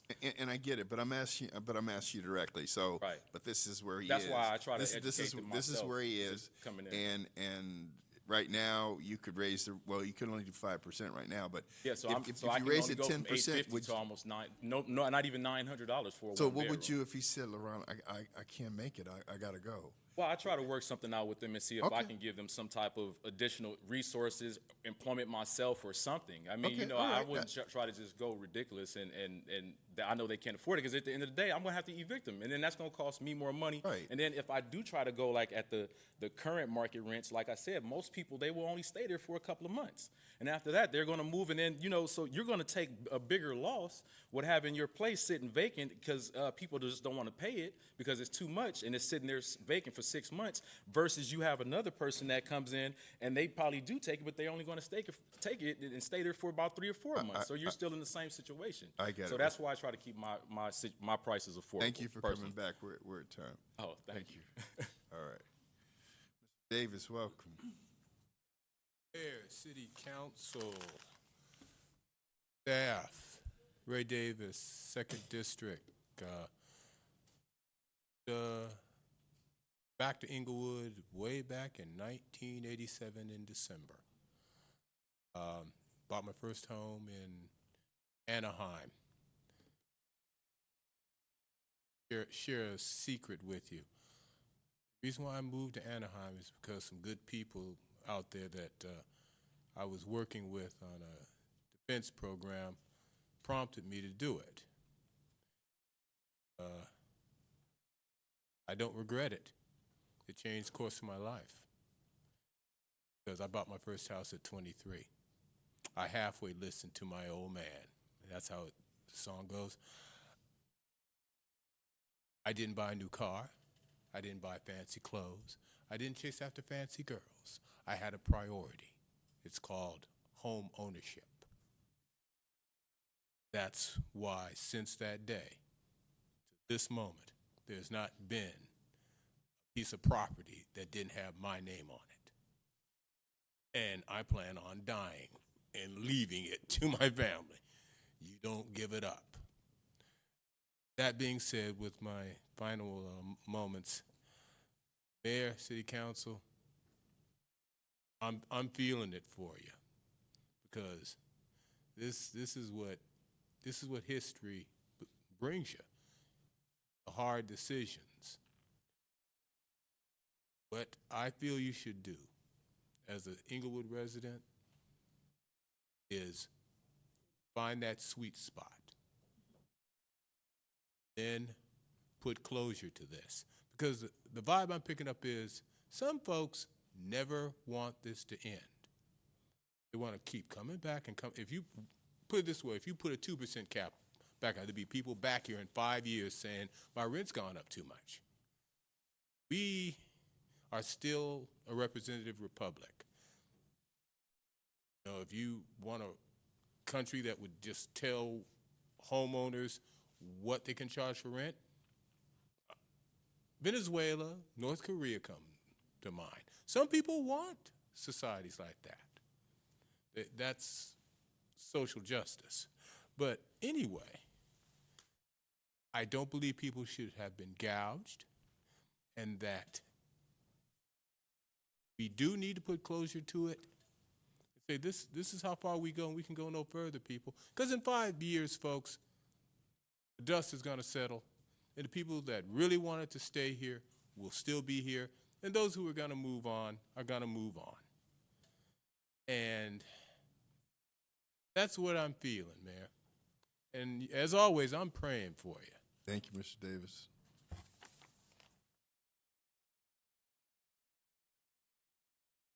Mayor Butts, Councilman, my name is Brett Lyon with Lyonstall Investment Real Estate.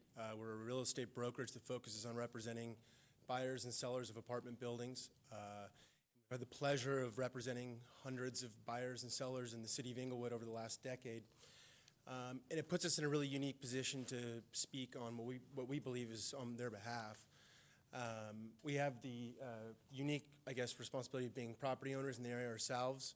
And recently, we also submitted a petition and a survey out to owners in the area. And two things that we found overwhelmingly from people that responded to the survey were, one, that they were against rent control, and the second major item on there was 88% of the people that responded felt like a rent control like the one being proposed would create hardship that would or could lead to them deferring maintenance on their buildings. So I think that ultimately has a negative impact on the housing in the area. But aside from that, I think we can all agree there's a major housing crisis in the state of California and the nation alone. I think we can also agree there's a lot of people, a lot of tenants that live here that are in need, and I think we've seen a lot of that today. But I don't believe that rent control is the solution. I think that what it's going to lead to is a higher frequency of rent increases. And I think that it's not necessarily going to help those in need. And I think that's the main point that I'd like to make. I think with the issue that we're dealing with, we need to try to address it on a short-term and long-term basis. And one thing that I'd like to say, you guys have done a great job, is creating incentives for development. I think that the TOD zone has had a major impact, and I think as a long-term solution, incentivizing owners to create more housing will help from a supply side. But then there's still the short-term pain that tenants are feeling in the area, and I think that a solution for that short-term pain is, I do not believe it's rent control, but what I do believe is it's helping our Section 8 housing have a greater impact on those in need. I think the major issue that we're going to deal with rent control is that we're not necessarily going to help those in need. We're going to help those with low rents, but we're not necessarily going to help those that are in need, and I think we need to address that. I think we've heard a lot today from owners who have brought up scenarios that we would believe are warranted for delivering a notice to vacate. I heard a couple great stories, and then there's others that were worried about being malicious with their intent. But we're talking about kind of trying to decipher between those two, but I think the major thing we need to look at is that the renters that are truly in need are going to need help, and I think that the city of Inglewood should consider creating a tenant assistance program for those that are in need. And help address the problem from the city side rather than putting the entire burden on the owners in the area. Was it Brett? Yes. Okay, Brett. Right now, absent the moratorium, you could raise rent 100%. Do you feel that would be effective if we had a situation like that where someone could raise rent 100%? 100%? Yeah, is that fair? So I think if there were a tenant in need, I think that we should address it from helping them with that relocation, and I think it should be something that the city of Inglewood should help take on. And this is the point I'm making. This is the exact point I'm making. Okay.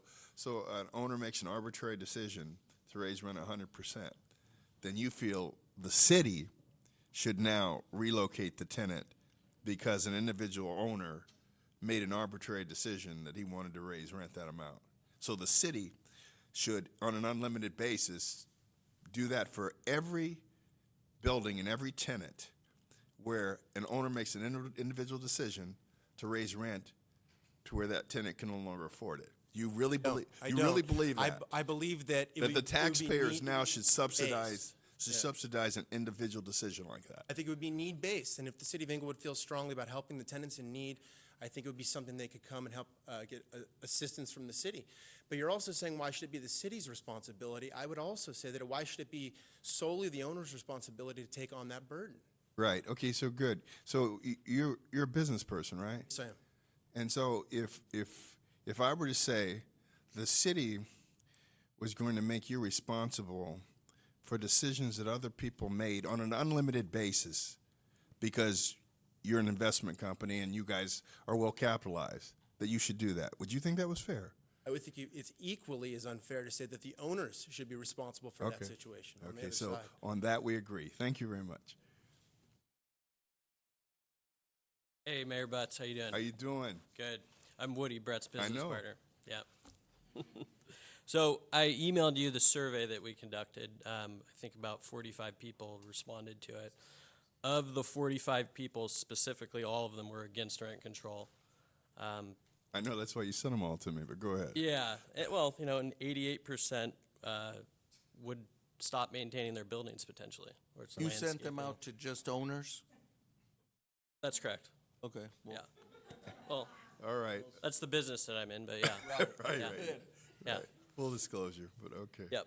And 94% of the people that responded said they had rents that were far below the market average. So, yep. So I don't think that limiting the rent to 4% is necessarily fair either. I know it's 8%, but really it's 4%. A lot of the landlords aren't going to want to relocate their tenants. So Woody, is 8% fair? I think, the state of California has come up with a program that's, I think, 7% plus CPI. So that's something that should be considered. So you're saying 8% is fair? I think. You're not on trial. Yeah. No, I don't think so. Okay, so you think 10% is fair? I think that's more fair. Yeah. Okay, well but you'd love 12. Well, I'd love to roll it back to where it was, 3 months ago when there was no rent Wild control. Wild West. Yeah. Okay, all right. Got you, Woody. Thank you very much. Thank you. All right.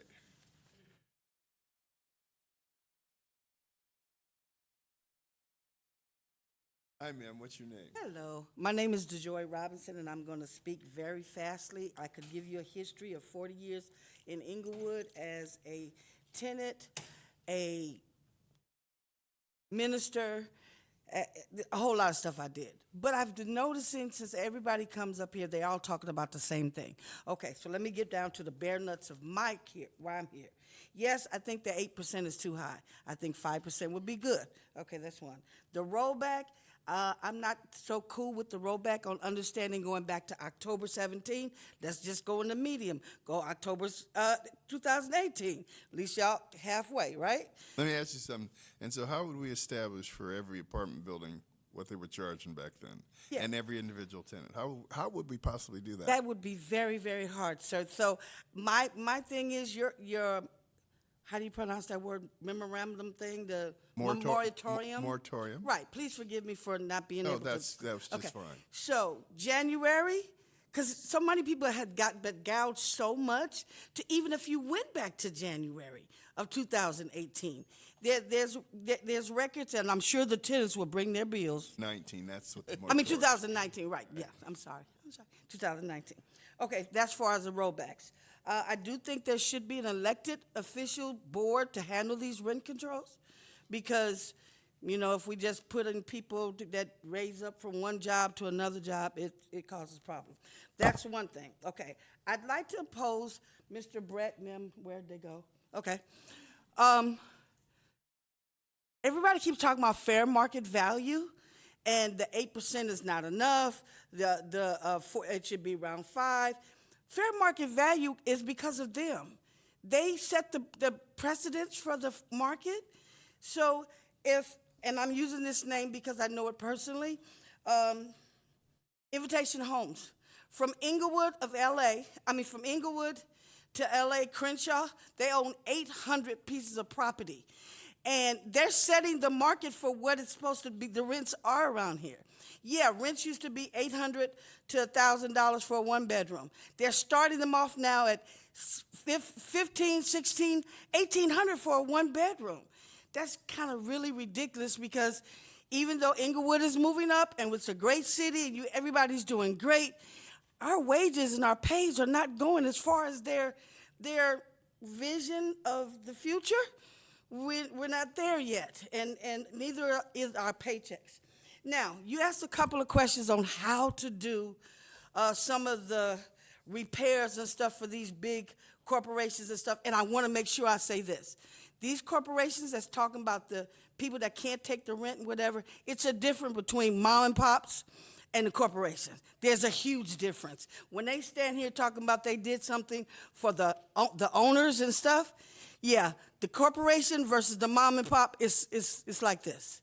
Okay, so it's not an equal playing field. Oh God. Okay, can I just please tell you how to fix the problem? Well, One of the problem to fix? well, wait, but you should have done. Nobody said nothing about fixing. I'm the only one talking about fixing. Well, you should have done that at the beginning. How long is it going to take to? How long is it going to take to fix it? It won't take long. How long will it take to fix it? No. How long will your solution? Oh, it won't even take a minute. I would like to talk about the corporations and the contractors in the community that made a lot of money. How about them investing back in, taking some of prison reforms, the fines, community services stuff to help people build up their roofs, fix their property or whatever, and it would be done on a bare level, medium cost to the city and to the owners. Does that sound good? Sounds great. Sound like it's something that could be done. Thank you very much, and I appreciate all you guys listening to me, and you're doing a great job. Thank you. Thank you. What's your name, ma'am? And could we have everybody that's left downstairs to speak come on up now? Hi, so my name is Alexis Aceves, but I'm going to speak on behalf of Estefany Castañeda. She's a trustee number 5 for Centinela Valley School District. She had to go to a graduation. Right now, in the next 2 days, I'm going to be participating in the graduation ceremonies of the students in my district, some of which are Inglewood residents. And as they move into the next chapter in their lives, in either two or four year institutions, I cannot guarantee that they will be able to come back to the communities that they grew up in. I cannot ensure that they will have job opportunities in their hometowns because outside developers have probably already secured them. The only ones who can ensure the black and brown people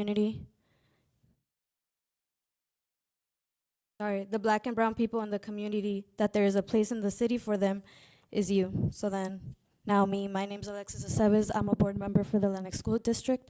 I'm here on my own behalf. Stephanie was also here on her own behalf. So basically, I just kind of want to talk about what happens to school districts when there's displacement and a higher cost of living. Families are moving out rapidly, ADA is decreasing, and we're receiving less funding. And I know that's happening in Inglewood, I know that's happening in Lennox and in Centinela. By the way, I'm a Lennox resident. So I wanted to ask, where's the rest of the leadership when it comes to school districts to talk about displacement and the displacement we are seeing? Because the city of Inglewood went in on propagating a vision for the city that didn't include everyone, and where not everyone was consulted. I'm talking specifically about renters and the working class. So in holding these meetings at 2 p.m., we're playing a role, and whoever took part in making that a thing, we're disenfranchising the working class and the folks who can't come here at this time.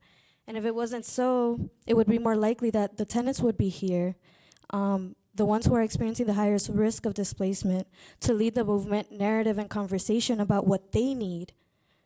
Because I think this movement should be led by those most affected by it.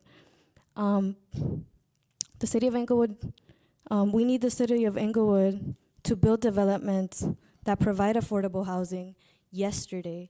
And there's also the topic about vacant housing. So I know the supervisors of LA County right now are having a conversation about penalizing landlords for having vacant, homes. So, yeah, that's what I gotta say. Thank you so much.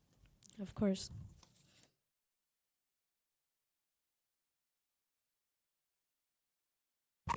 Good evening. I'm Carolyn Evans, and thank you for this opportunity. I bought my first house when I was 23 years old in Lamert Park, held onto that property for several years, and I heard about the city of Inglewood. I then purchased a triplex on Van Ness, and I have owned properties in different parts of the country, including Florida, Alabama, Detroit, Michigan, and San Antonio, Texas. I've recently sold those properties because those properties do not appreciate like the quote-unquote LA market does. My goal was to sell off and then to reinvest here in the city of Inglewood. That probably will not happen. I would also like to say this. The thought of rolling back rents to October 2017 seems to be very unfair. How would you like for me to roll back your salary, your Social Security, your SSI, your retirement to October 2017. Recently, I had to purchase. What's your name again, ma'am? I'm Carolyn Evans. Let me finish, Carolyn, please. we're not recommending that, but go ahead. Okay. Well, it seems to be the theme of some people we here. would have no way of knowing what those rents were then Okay. anyway. Thank you. Go ahead. Recently, I had to purchase a water heater. Now, in 2000, when I purchased a water heater, it was substantially cheaper. Today, the cost of a water heater has gone up about 25 and 30%. The cost for labor has also gone up. So the cost of living, period, has gone up. The cost of gasoline has gone up, bread has gone up, milk has gone up. But for some strange reason, we property owners are being targeted. I think it's extremely unfair, and I would ask you, please, to remember that we are human beings as well. Most mom and pops work very hard. When I have a vacancy, I work from the time Home Depot is open sometimes until Home Depot is closed in order to get that unit up and running to make it viable for a new tenant. I am a fair person. Most property owners are fair people. Those owners who are gouging, those are the people that you should deal with. Thank you. Carolyn, thank you so much. My name is Basi Naeem Patton, and I'm here to speak as a grandson, a son, a mom and pop owner. Mom is downstairs, and a recent former resident of Inglewood.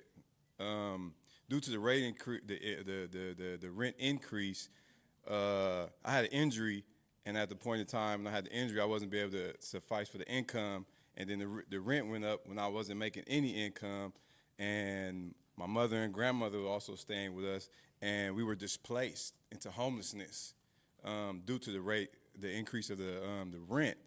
And there are hundreds of other stories like this that break. This is just instabilization of families in general, and that's turned that from homeowners being business people, this crosses over to a ground of moralism and ethics. And as leaders here today, as we speak to you guys, this is crossing over to a grounds of morals and ethics. You guys have become sometimes businessmen instead of politicians, which is politicians, you are servants of us, the people, and don't take an air of superiority. And when did we become businessmen? When you guys are influenced to do things outside of your moral and ethical foundation that we usually have as adults. For instance, what would your grandmother say in these situations when you make these decisions? We provided 3,000 jobs. So when sir, we it provided crosses over 3,000 to moral, jobs. ethical standpoints, you have to fall back on yourself as a leader. Right. And that's and leadership. There's no self-accumulation in that. You're only serving the people. That's why you guys sit below us, because we're here to speak to you all and not answer your questions or do anything that. We're here to voice our opinions to what's going on to the people who are serving us. And by you serving us, we should be able to say, hey, this is what's going on. And by the time, if we all agree here today, which most of the people here speaking today disagree with this, as the people who live here, you've become so detached from being relatable to us that you don't see that any longer. That means you're not servicing your position right anymore. That means you need to be removed from your position and have someone in another position of higher spiritual, emotional, and mental cultivation to make those decisions for us, the people, and not people that have self-accumulation in their minds when they make these decisive decisions that affect so many different people. I don't need to wait the rest of the time. All right, thank you, appreciate it. Hi, my name is Sonia Gray. I live in the city of Inglewood. I'm here, and I'm here to be thankful for a few things. I'm thankful for the temporary ordinance, because the temporary ordinance did save my life recently this last month in May, well, actually the beginning of June. So my rent was increased to 42.3%, which is a $475 increase.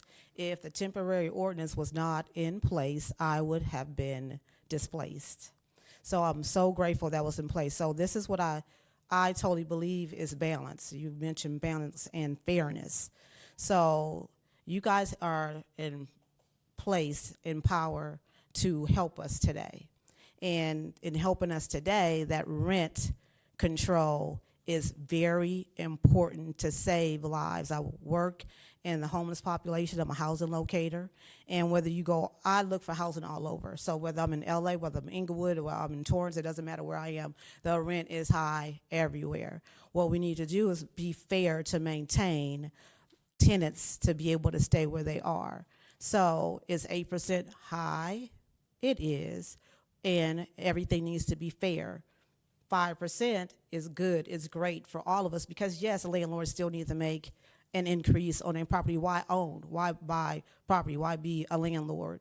I've also have received amazing help from Uplift Inglewood, because when I did present your ordinance to my neighbors, which was going to save all of our lives, because it was 24 apartments that got $300, $400, $5 increases. So 25 units, I took your ordinance, what empowered me to place all the ordinance with the letter from Uplift Inglewood explaining what it meant, this 45-day temporary ordinance, which now has been, went to 60 days, right? Further out, thank God, it went 60 days, which saved all our lives. But when I placed that power on everyone's door, then my owner got mad at me and served me an eviction notice, right? So that was retaliation. Well, but right now, under the moratorium, it's the just cause, so you can't do that. Exactly, which saved me, right? Because I was put in place. If this was happening just, 6 months ago, I would have had no help. Uplift Inglewood had some attorneys come help me. I'm grateful for Antoni. I'm grateful for Katie. I'm grateful for Jelani. I'm grateful for all the people at Uplift Inglewood, because I know when they come up here, and when we come up here and we say anything about it, it's like, oh, but both sides is working for one good cause, and that one good cause is rent control. Should it be 8% high? Because I work in the housing population, I see that we did a homeless count. And when we do a homeless count, that means we have people at nighttime going in the trenches, going in parks, going in counting tents, who's in the tents. This is how we come up what the homeless population is, and it's increased 16% since last year. So do we need it? I know landlords going to come in here and say, no, we don't. Everything needs to be controlled. That's why we have laws. So if I run a red light, what's going to happen? So we all need control. We need something in place. Should it be as low as the CPI? Hey, that's why we're here. We're asking you. Should it be 5%? That would be great for all of us. Should it be fair and balanced? Absolutely. So that's why I'm here. I'm here to say, if we don't have something in place, then we will have a population of. I worked all my life. And I worked. I want to talk to you all day. Okay. But what was your name again? My name is Sonia Gray. Sonia, we appreciate everything you have to say. Okay. All right. Thank you. Have a good day. It don't matter no more. Yeah. Good afternoon, Katie McEwen. I'm an attorney with Public Counsel, a legal aid organization here in Los Angeles County. Given the questions, Mr. Mayor, that you had asked several members of the Uplift Inglewood Coalition, I wanted to speak to the legality of the rent rollback provision. California courts have repeatedly upheld the legality of rent rollback provisions. Court cases have been brought against the cities of Santa Monica, East Palo Alto, West Hollywood, and Berkeley. Their rent rollback provisions were all found to be valid. Rent rollback provisions are upheld so long as the base rent date, in this case October of 2017, can be reasonably determined to reflect general market conditions. More recently, the cities of Richmond and Mountain View had rollback provisions of approximately 14 and 17 months respectively. Those were both upheld and they survived legal challenge. The October 27 rent rollback provision is justified because Uplift raised the issue of rent control and elevated the problems that tenants face with their housing with the filing of their petition. That serves as a legally justifiable date for the city to tie a rollback provision to, and the city should consider protecting its tenants from past rent gouging. Thank you. Thank you. Good afternoon, council members and Mayor Butts. My name is Yelena Zeltzer. I'm here today on behalf of Unite Here Local 11 that represents over 30,000 members in Southern California. And we have about 3,000 members who live in Inglewood. Our members work in hotels, in the airport, in sports and entertainment venues in the city of Inglewood and the surrounding areas. They work very hard at the forefront of welcoming visitors into Los Angeles and into Inglewood to create welcoming environments for them.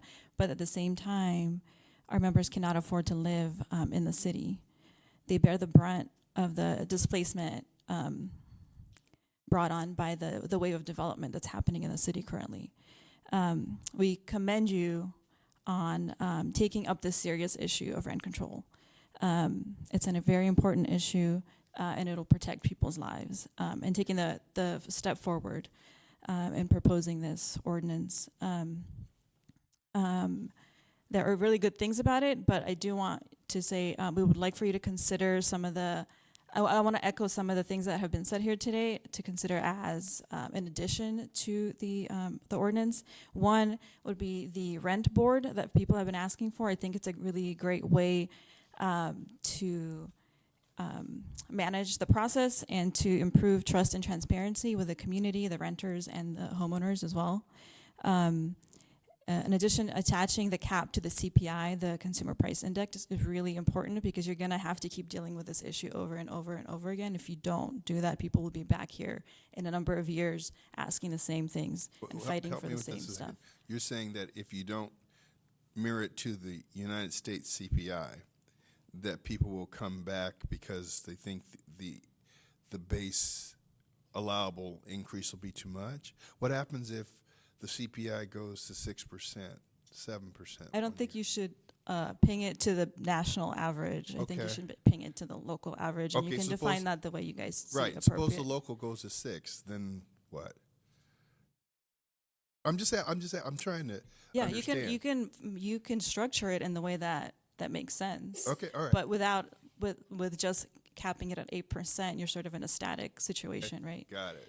And in addition, the 8% is quite a high percentage, so I think a lot of folks have said this before. Please consider lowering that down.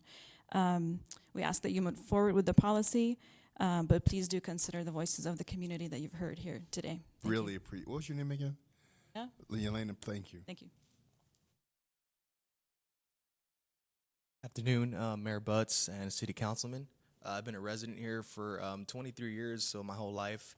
But recently I've just seen a lot of changes happening in Inglewood.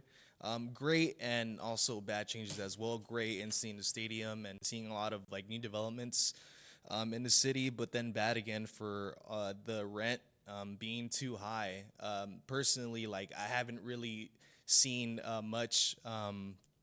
Well, mostly I've just been living at home with my parents, you know, just being with them and seeing the changes, you know, and now like as an adult, seeing them go through like this economic change as well. So as for my mom, I actually didn't know much about this rent control until she actually brought it up to me, and a lot of the committees and everyone, actually Yvonne, have helped us out greatly in knowing about all these new policies coming in. But I think the 8% is extremely too high. Personally, I think a medium of like 4 to 5% would be extremely convenient for everyone in the community. I think, and also I think these property owners that are now coming in, I feel like they're not really engaged with the residents. You know, I've never seen my landlord, and then now a property manager is in my building, but he doesn't know much about what he's doing, and there's just been so many attacks from these property managers, you know. So I think there should always be that that fairness within these landlords and the residents, you know, to come together, not just kind of bash one another and saying, hey, we're going to raise this rent. And it's just crazy now, I think, and now since, of course, you guys are in this position in which God has put you in, to help us, and that's why I think we're all here today, just to kind of let our voices be heard, and not really to bash you or anyone here, but just to kind of let you guys know that we need some help, and we're all trying to succeed in life, the life, liberty, pursuit of happiness, but I feel like just as these investors and these capitalist people are coming in, I feel like we should, as residents, have the opportunity to succeed in life as well. And just keep doing a great job. And I think, Mr. Butts, I see you here around the community, so it's great to see you involved as well, and to see someone in such high power around the community. So congratulations. Thank you so much. What was your name again? Brian Garcia. Brian, it's a pleasure. Thank you. Thank you. Hi, my name is Nia. I live in a 8-unit complex that was recently, well, not recently, late 2018, early this year. It was purchased for $2.75 million. And the landlord told me that he was going to change out the windows, do the roofs. None of that has happened, except for he has worked on one of the units and then raised, it's 2-bedroom, 2-bath, and raised it to like $3,000 when somebody moved out. And then recently, within the past 5-7 days, he's been asking tenants how much would it take for people to move out. And when people have not given him a number, he then gave us all notices for a 5% increase. So to that point, I feel like today and several times I hear some anecdotal information where it's like, oh, these landlords, they can't fix their buildings if they don't do that. But the truth of the matter is $2.75 million, I'm sorry, you could fix a roof. All of this happened, well, I'm not gonna say all. A lot of this is happening because of the stadium. People were not filling these rooms 4 to 5 years ago on this particular issue, particularly the real estate associations and property owners, not mom and pop necessarily, but definitely not the corporations. They were not coming in here talking about we want to help the community, we want to increase the number of units. They didn't want to do that junk 6 years ago when we could have used it at a reasonable rate. So to that point, I actually do think 8% is too high. I came a couple months ago and said, or weeks ago, and said I thought 2% was good. And part of that reason is What percent was good? 2. I said 2%. Okay. I was one of the people that said 2%. I know it was like only 1, 2 of us or something. But to that point, because, and for instance, my rent increased 100% over 2.5, 3 years.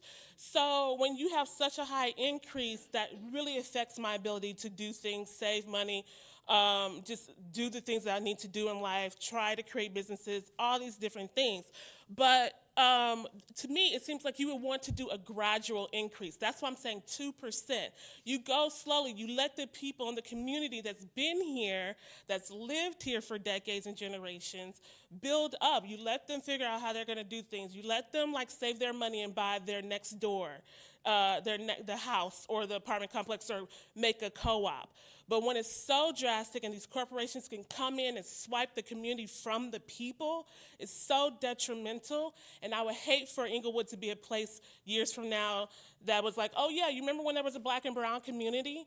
But we let corporations and big money take it from us. And that would be such a shame. So, and also I think if you don't want to do a rollback, a hold would be great for someone like me who's had a $700 increase. And even more than that, if you go longer to 2 years, like a hold for a year would be Hold on good. 1 second. What was your name again? Nia. Nia. Well, so check this out. So the 5% moratorium. So when people wouldn't take the buyout, then he implemented, or they implemented, what the law allowed, the 5%, and then they have to wait 12 months before they could do it again. Wait, were you talking about my landlord? Your landlord. He said he implemented the 5% allowed moratorium. And so right now, he can't do that until he finds out, he or she can't do that until they find out what we do today. So is the 5% fair? No. Like I said, 2%, because you have to do it gradual for the community, for the incomes in this community, and for the people here. You don't want to lose the community. 2%, a gradual 2%. Like, you have to work with the people that have supported and like voted for you people. Like, I initially, when I first moved to Inglewood, I voted for some of you all here today. I cannot say I will do that in the future. Okay. All right. Right. Thank you.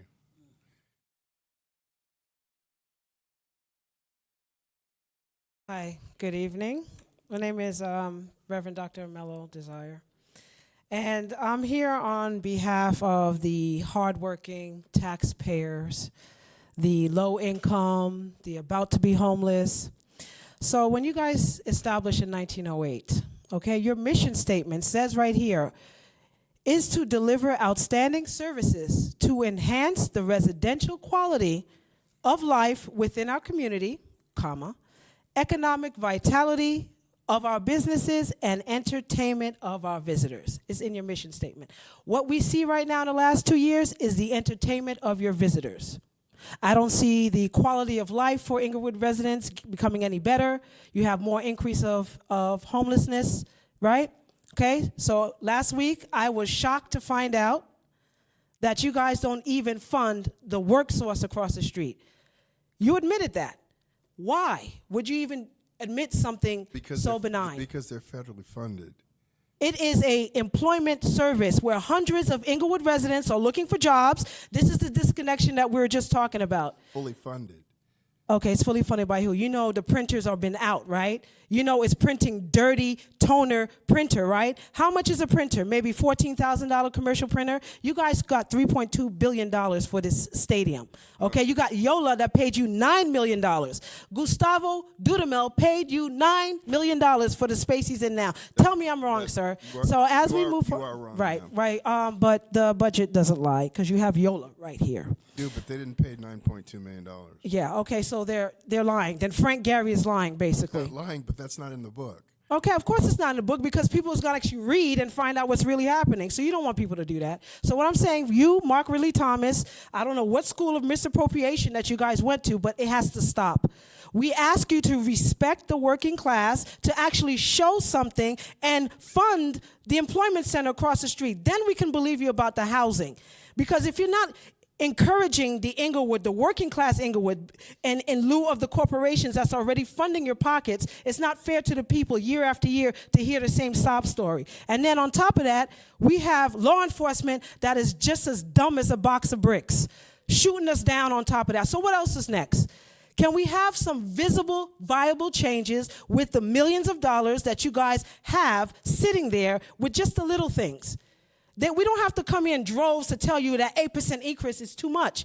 Common sense should tell you, you know what? My working class people, they need a break. But if you're disconnected and you eat well and your house is paid for and you drive a fancy car, why should you care? So let's see next year if you actually see a difference, okay? I don't want to come here and curse you out, but I want to tell you to do the right thing. All right, Butts? Thank you. Thank you so much. It's difficult, right? Yes, and I am here to do the opposite.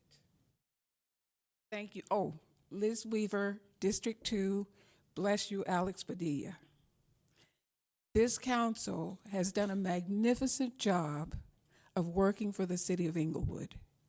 And I know everybody's got their faults. You're not perfect, nobody is, but you're doing the best you know how. And I think with some input from the community, the know-how might increase. And with regard to this ordinance for rent control, I think what's happened is we're getting a lot of outside investors coming in who are not invested in the city. They don't really give a rip about what happens in the city after they get their dole and go off. Now, there is something called the opportunity zones that a lot of us don't know about that would be of a tremendous benefit to the citizens of Inglewood if they did know about them. I don't know if you guys have looked into it at all, but honey, it is a wealth of money that could come into this city and to the pockets of its residents. So check it out. Now, with regard to these investors, if you were to mandate that the investors coming in have to live in the city if they're going to invest in the city. Number two, if you peg the rent control to when the people buy their properties, because it's not fair to the property owners to have to roll back rents based on some past whatever.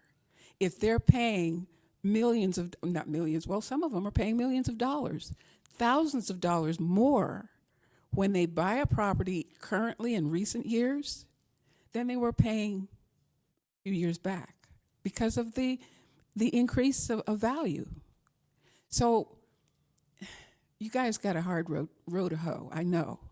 It's not an easy thing, but the other thing that I would recommend, people have already brought it up, is a rent control board. But fix it so that property owners and business owners and residents don't have to physically present themselves, take time off from work or whatever, to come in and wait in line to talk to the board about their issues. Fix it so they can apply online. Okay. But you like that? I like that. Because that would make it so much easier. And if you need to look at cases, properties case by case, then that would help with it. That would help to look at them case by case. But you're going to need a really, really big rent control board because I think you're going to get a lot of people from the neighborhood. Don't need a big one, but go ahead. All right. With their issues. All right.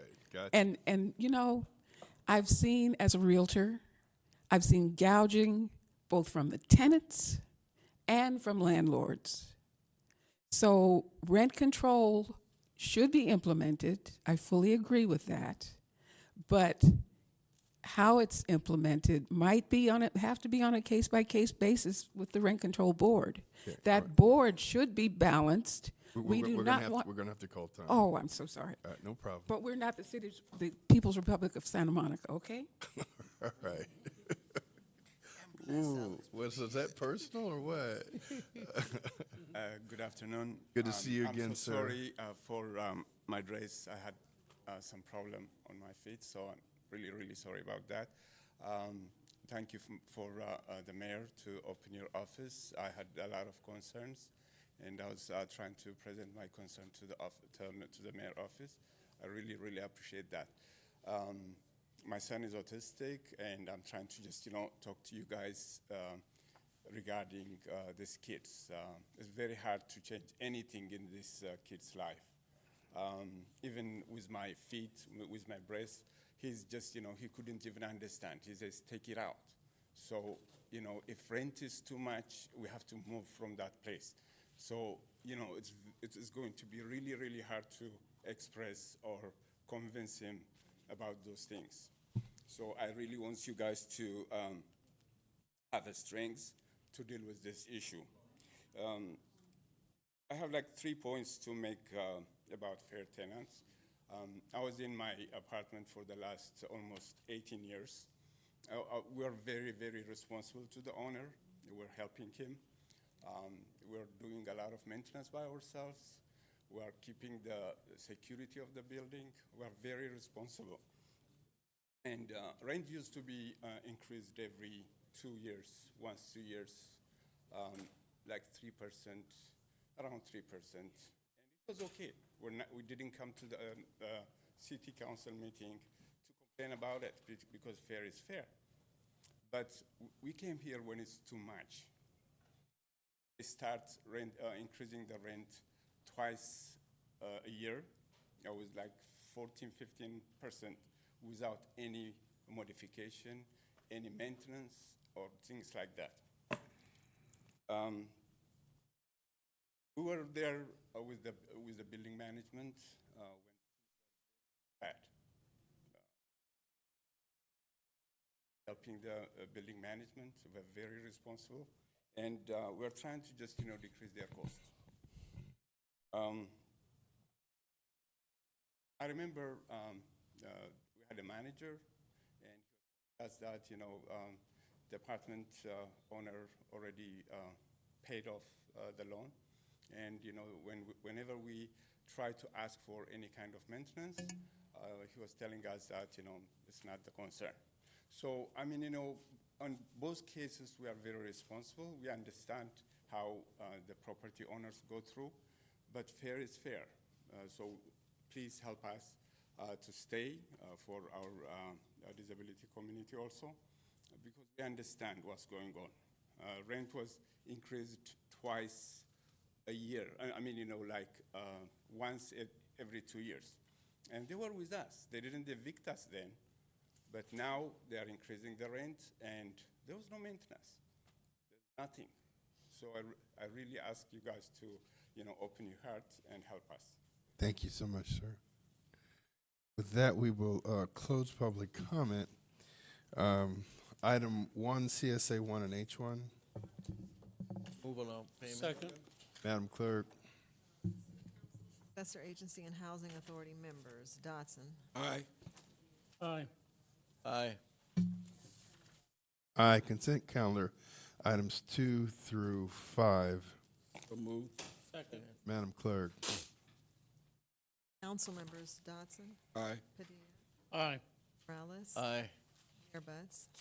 Aye. A1. Thank you, Mayor. We had a number of different closed session items. The first one was Islas versus City of Inglewood, LA Superior Court Case Number 19 TRC V 00433. As to that matter, discussion was held, direction given to staff. Next matter was Furlong versus City of Inglewood, LA Superior Court Case Number BC 166454. That one was a update on that matter. A discussion was held and no further action taken. The last item is a claim of Infinity Insurance as subrogate for Brittany Armstrong. As to that matter, discussion was held and direction given to staff. And there's no other oral reports from the city attorney's office. CM1. Thank you, Mayor. No oral reports from the city manager's office. DC1. No remarks, thank you. CT1. Just close the council meeting, and Kent Taylor, former superintendent of the Inglewood School District. The next school district. Kent Taylor. It was Inglewood and Lennox. No, he was here at Inglewood. No, I said both. I'm saying Former both. Inglewood, that is correct. Yes. Correct. Yeah, formerly both. Yeah. Okay, CI1. The introduction of an ordinance amending Chapter 8, Business, Trade, and Professions of the Inglewood Municipal Code to add a new Article 9 Housing Protection Initiative for the regulation of rent increases and just cause evictions for certain covered residential rental units. Okay, before we vote on any motions, I wanted to give a statement and make some amendments. Inglewood is experiencing unprecedented economic prosperity, and there's much more to come. But we're at a crossroads right now. More Inglewood residents are gainfully employed than at any time in the history of our city. Our unemployment rate has dropped from over 17% to 5.2% in less than 8 years. Still, there are long-term residents that are vulnerable and at risk of sudden displacement without some form of economic protection. We can't have a city where investors have leverage over long-term residents. We can't have a city where prosperity for some comes entirely at the expense of others.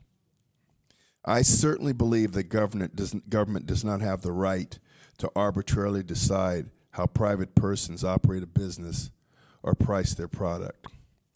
However, there are instances in which government does set standards for the public safety and welfare. The government requires airbags to be built into cars and fire sprinkler systems to be built into buildings, and it increases their cost. Providing housing is different from selling appliances, clothing, office supplies, or jewelry. People will purchase these items when they can afford them or will do without them until they can. Housing is different. First, the demand for affordable housing far exceeds supply, and the sudden displacement of renters can destroy the fabric of a family's life.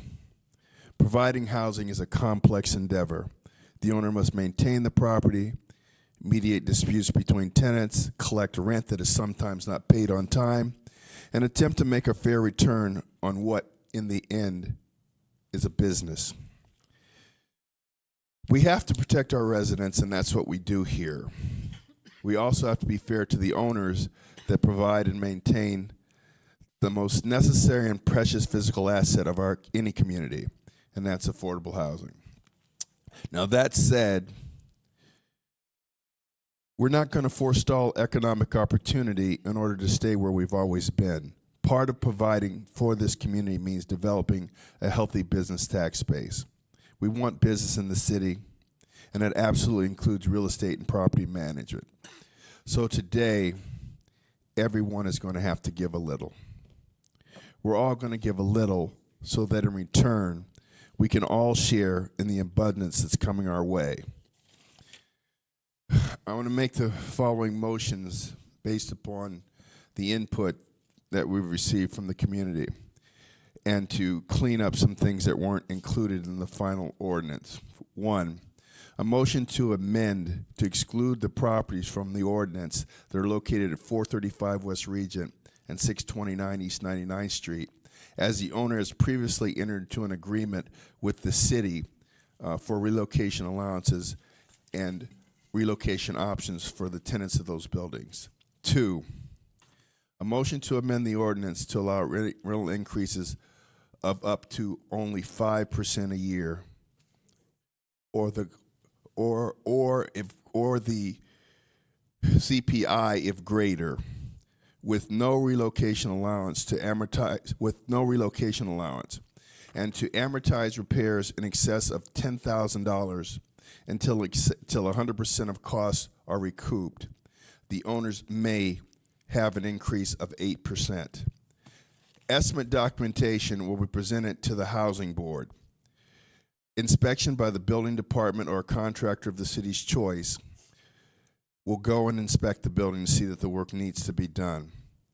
And the increase will only be approved of 8% upon inspection and verification of the completed work.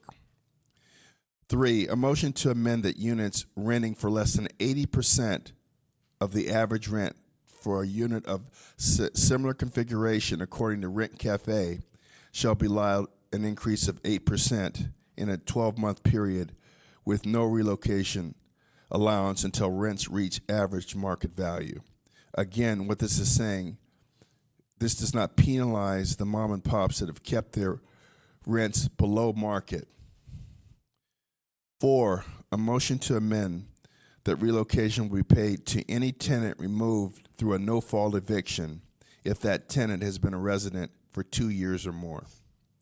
Five, a motion to amend that the relocation threshold shall be rental increases 5% or the CPI, whichever amount is greater. And with that, I'm going to turn it over to Councilman Morales. Thank you, and I too would like to comment, and we'll do our comments after we make the friendly amendments, correct? Mhm. So I support all of those, Mayor. They go right in line with what we were talking about. One of the ones that I wanted to talk about is where the folks that come, for instance, the owners that want it to be approved that they can go up to 8%. I would hope that we could include that our housing commission would be made up of 2 renters, perhaps 2 owners and a homeowner, so that those, of course, are appointed by us via district, and they would serve as our official board to look at these items and to approve the invoices. Of course, we would have to staff them and allow, like you said, inspectors and executive staff to look at everything and approve it before we would allow the 8%. And I would ask that we make that as a friendly motion to make our housing board, since nothing else exists, that would make sense. All right. Are there any other motions? And if not, council comments? Councilman Dodson. Thank you, Mr. Mayor. I just want to applaud you and the rest of this council, because this is something we needed to do, and the additions to this moratorium will make a lot of people happy. We can't please everyone. There's all, like you say, going to be some give and take to make this thing work. So, as far as I'm concerned, this is a go for me, and hope that it will please most of the people. Councilman Padilla. Thanks, Mayor. Just a quick question for clarification. The two properties that you mentioned, Regent and, 99th Street. okay, is that in forever that they're exempt? Yes, because they entered into an agreement to give $10,000 relocations to everyone. And so basically what they did was they either moved the tenants into apartments they had rehabilitated in Hyde Park, gave a $10,000 relocation allowance, or the tenants stayed knowing that large increases were coming because they're totally rehabbing the buildings. Isn't that the same properties where they said that we'll even give you guys an option to stay at one of our other That's the one. properties? That's Okay, it. no, I'm just asking for clarification. That's it, yeah. Okay, so at least they're looking out for the tenants. What they're trying to say is, look, if you don't want to stay in one of our buildings here and you have to be relocated, we're also going to give you an option to look at some other properties that we have. With no deposit. Exactly. So I was just asking for clarification. Look, I got to tell you, folks, I really appreciate everybody that came out today. You know, the tenants, the property owners. You know, this is, as I was telling my wife and kids throughout the week, you know, and throughout this whole process, this is one that really wears on you because you realize that, you know, this is going to impact so many people's lives. And there's other things that we do that impact lives, but this is one where, you know, folks really come and you see and you get to hear their stories about being displaced or being homeless. And then you also hear from property owners that say, hey, this is our investment, this is our legacy for our families, our kids, for our future.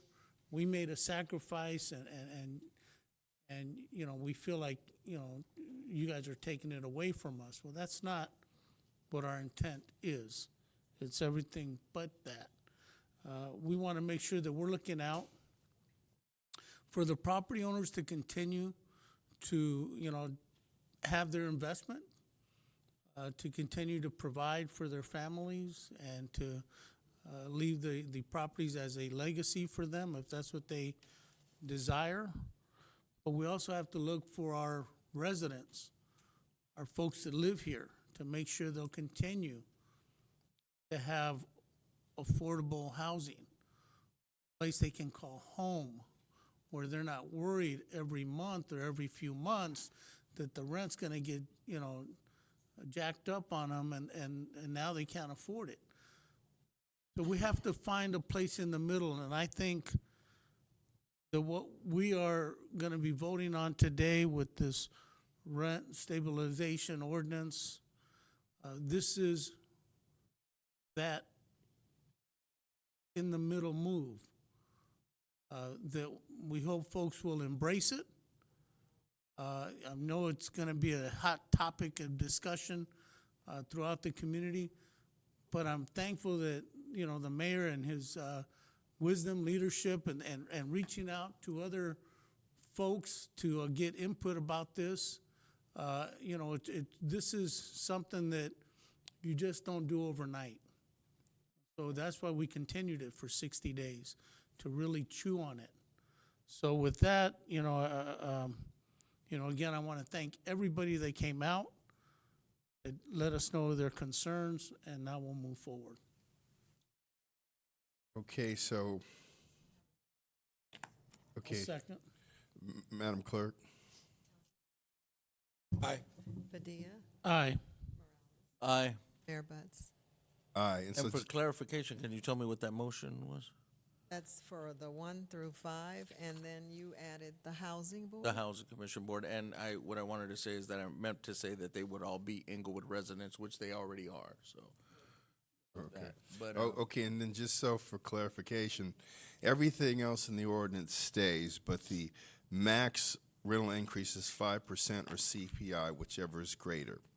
8% is allowed with no relocation allotment if a comparable unit is priced at 80% or below market rate. CPI.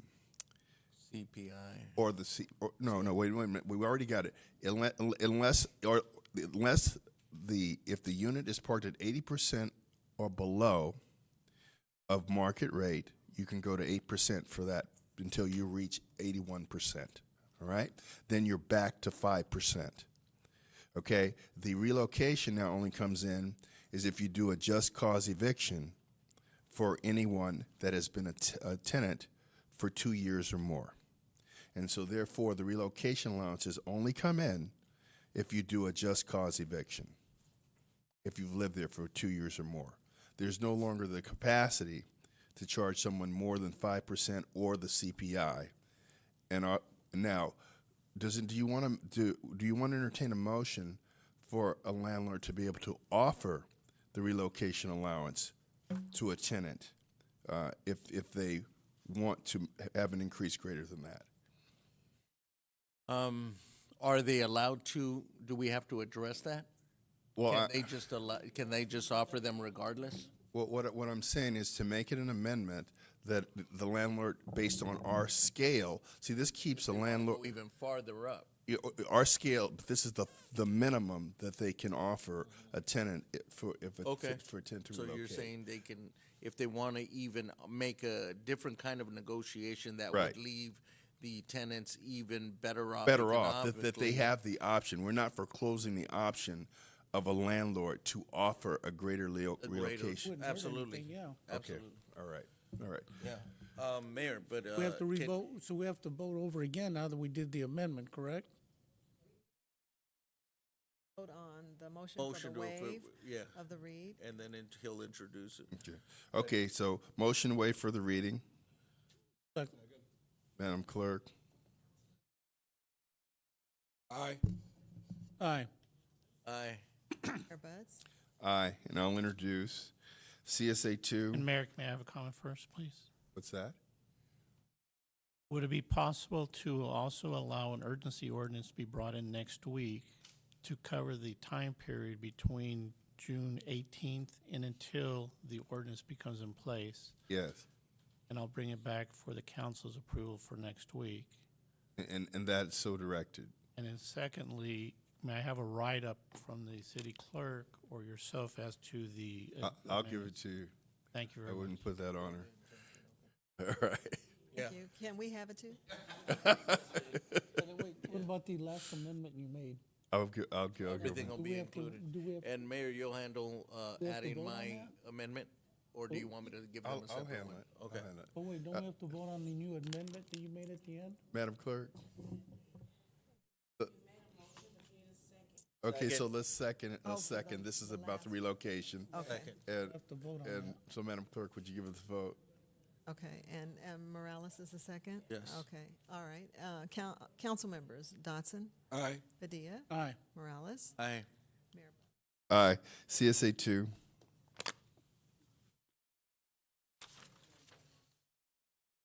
Approval of the minutes for the successor agency meeting held on April 16th, 23rd, and 30th, May 7th, and 14th. So move. Second. Madam Clerk. Successor agency members, Dotson. Aye.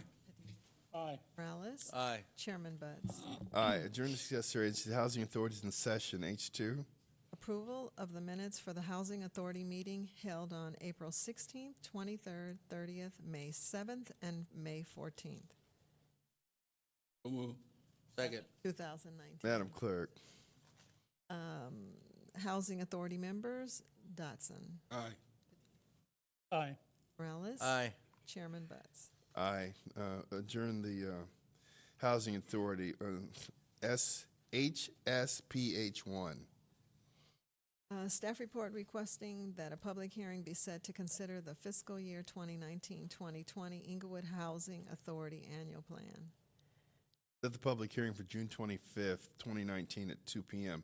Adjourn the housing authority, the finance authorities in session F1. Mayor, So you adjourned housing, and I read this, so. I apologize for that. Sasha over here bothering me. Wait a minute, but I thought that we set the public hearing for June 25th. Housing Authority. Oh, I apologize. So tell me what to That's do. okay. Open it back up. I'll open it back up. Madam Clerk, could you call the roll? A quorum is present for the Housing Authority. Thank you. F1. Approval of the minutes for the Finance Authority meeting held on April 16th and April 30th. Move. Second.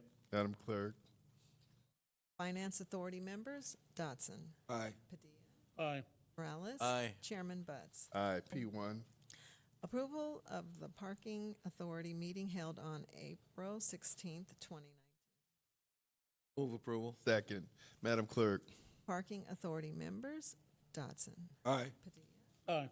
Morales. Aye. Chairman Butts. Aye. JPA 1. Approval of the minutes for the Joint Powers Authority meeting held on April 16th, 2019. So move. Approval. Second. Madam Clerk. Joint Powers Authority members, Dotson. Aye. Padilla. Aye. Morales. Aye. Chairman Butts. Aye. Public comment. Any persons wishing to address the council on any matter connected with city business not elsewhere considered may do so at this time. 1 minute. Brandon Myers, I want to say thank you. I commend you all for your efforts and the courageousness that it took. I know you all have other interests that are fighting against you and for their personal being, but we appreciate it. As a resident, we appreciate it. Thank you.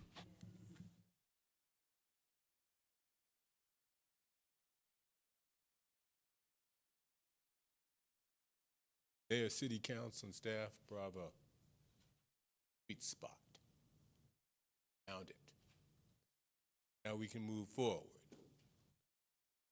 And before me, you know he's right. Folks aren't going to be happy with this because they're not interested in being happy. Power. So, strong, stay alert. Have a great week.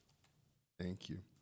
With that, we'll close public comment. Council comments. Councilman Morales had some leftover business. Well, not leftover. I didn't get to comment, Mayor, and I wanted to say thank you for such a great leadership job on the rental ordinance.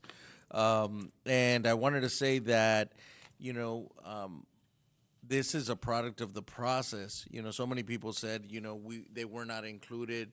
They didn't have a chance to speak. They wanted to get in a big room and participate. And, you know, what I wish they would have heard was the fact that they played a big role in the process throughout every meeting and every hearing we had.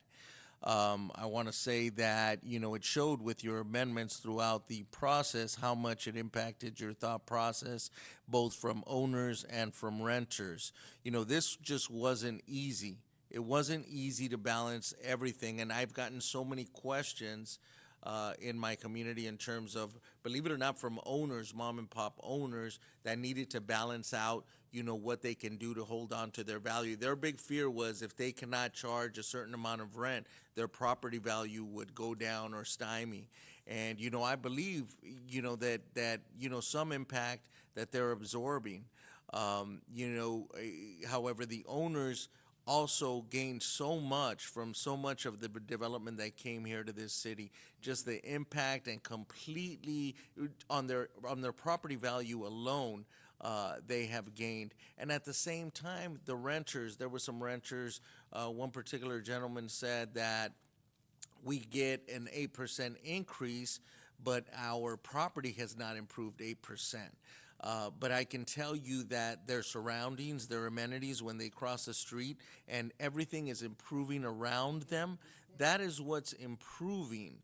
And so those are things that completely go to the core of what's happening to our economy. Finding the middle balance was a chore. And whether we've done it well, who knows? I believe we tried our best. I believe it's a step in the right direction. And I can tell you that this council is strong enough that if we need to fix something, we will go back and do it. I know that. So there was a lot talked about, and you know, a lot of things are everything seems to be at fault. They say the stadium, because of the stadium this happened, because of the stadium this happened. We heard somebody say that our school district is diminishing in terms of enrollment because of the stadium.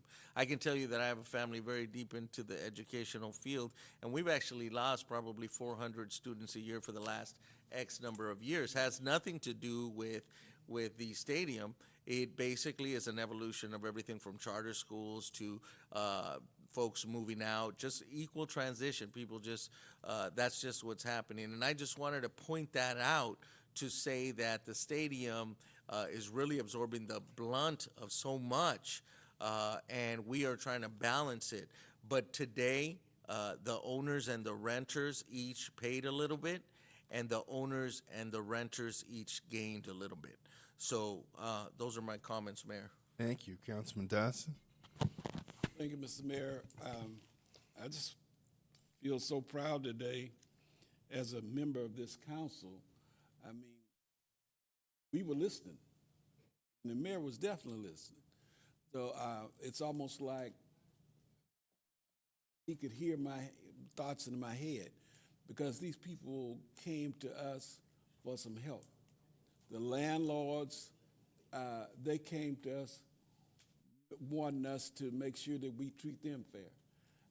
With this new ordinance, I think everybody got a little something, and it should nobody should go away mad.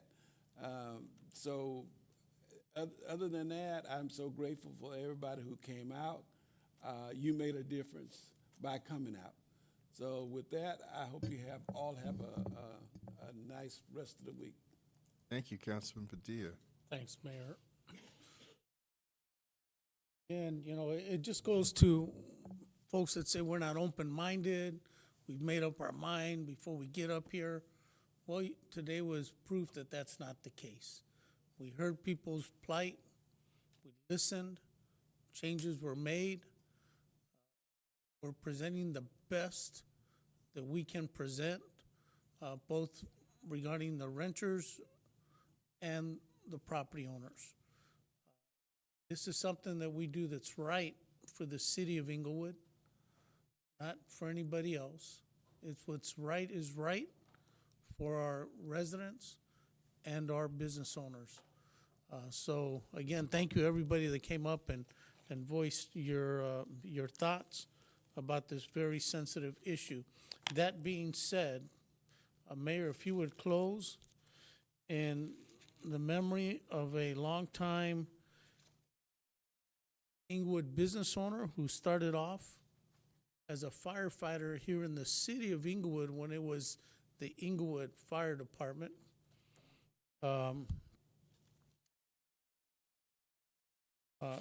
So, I'm sorry.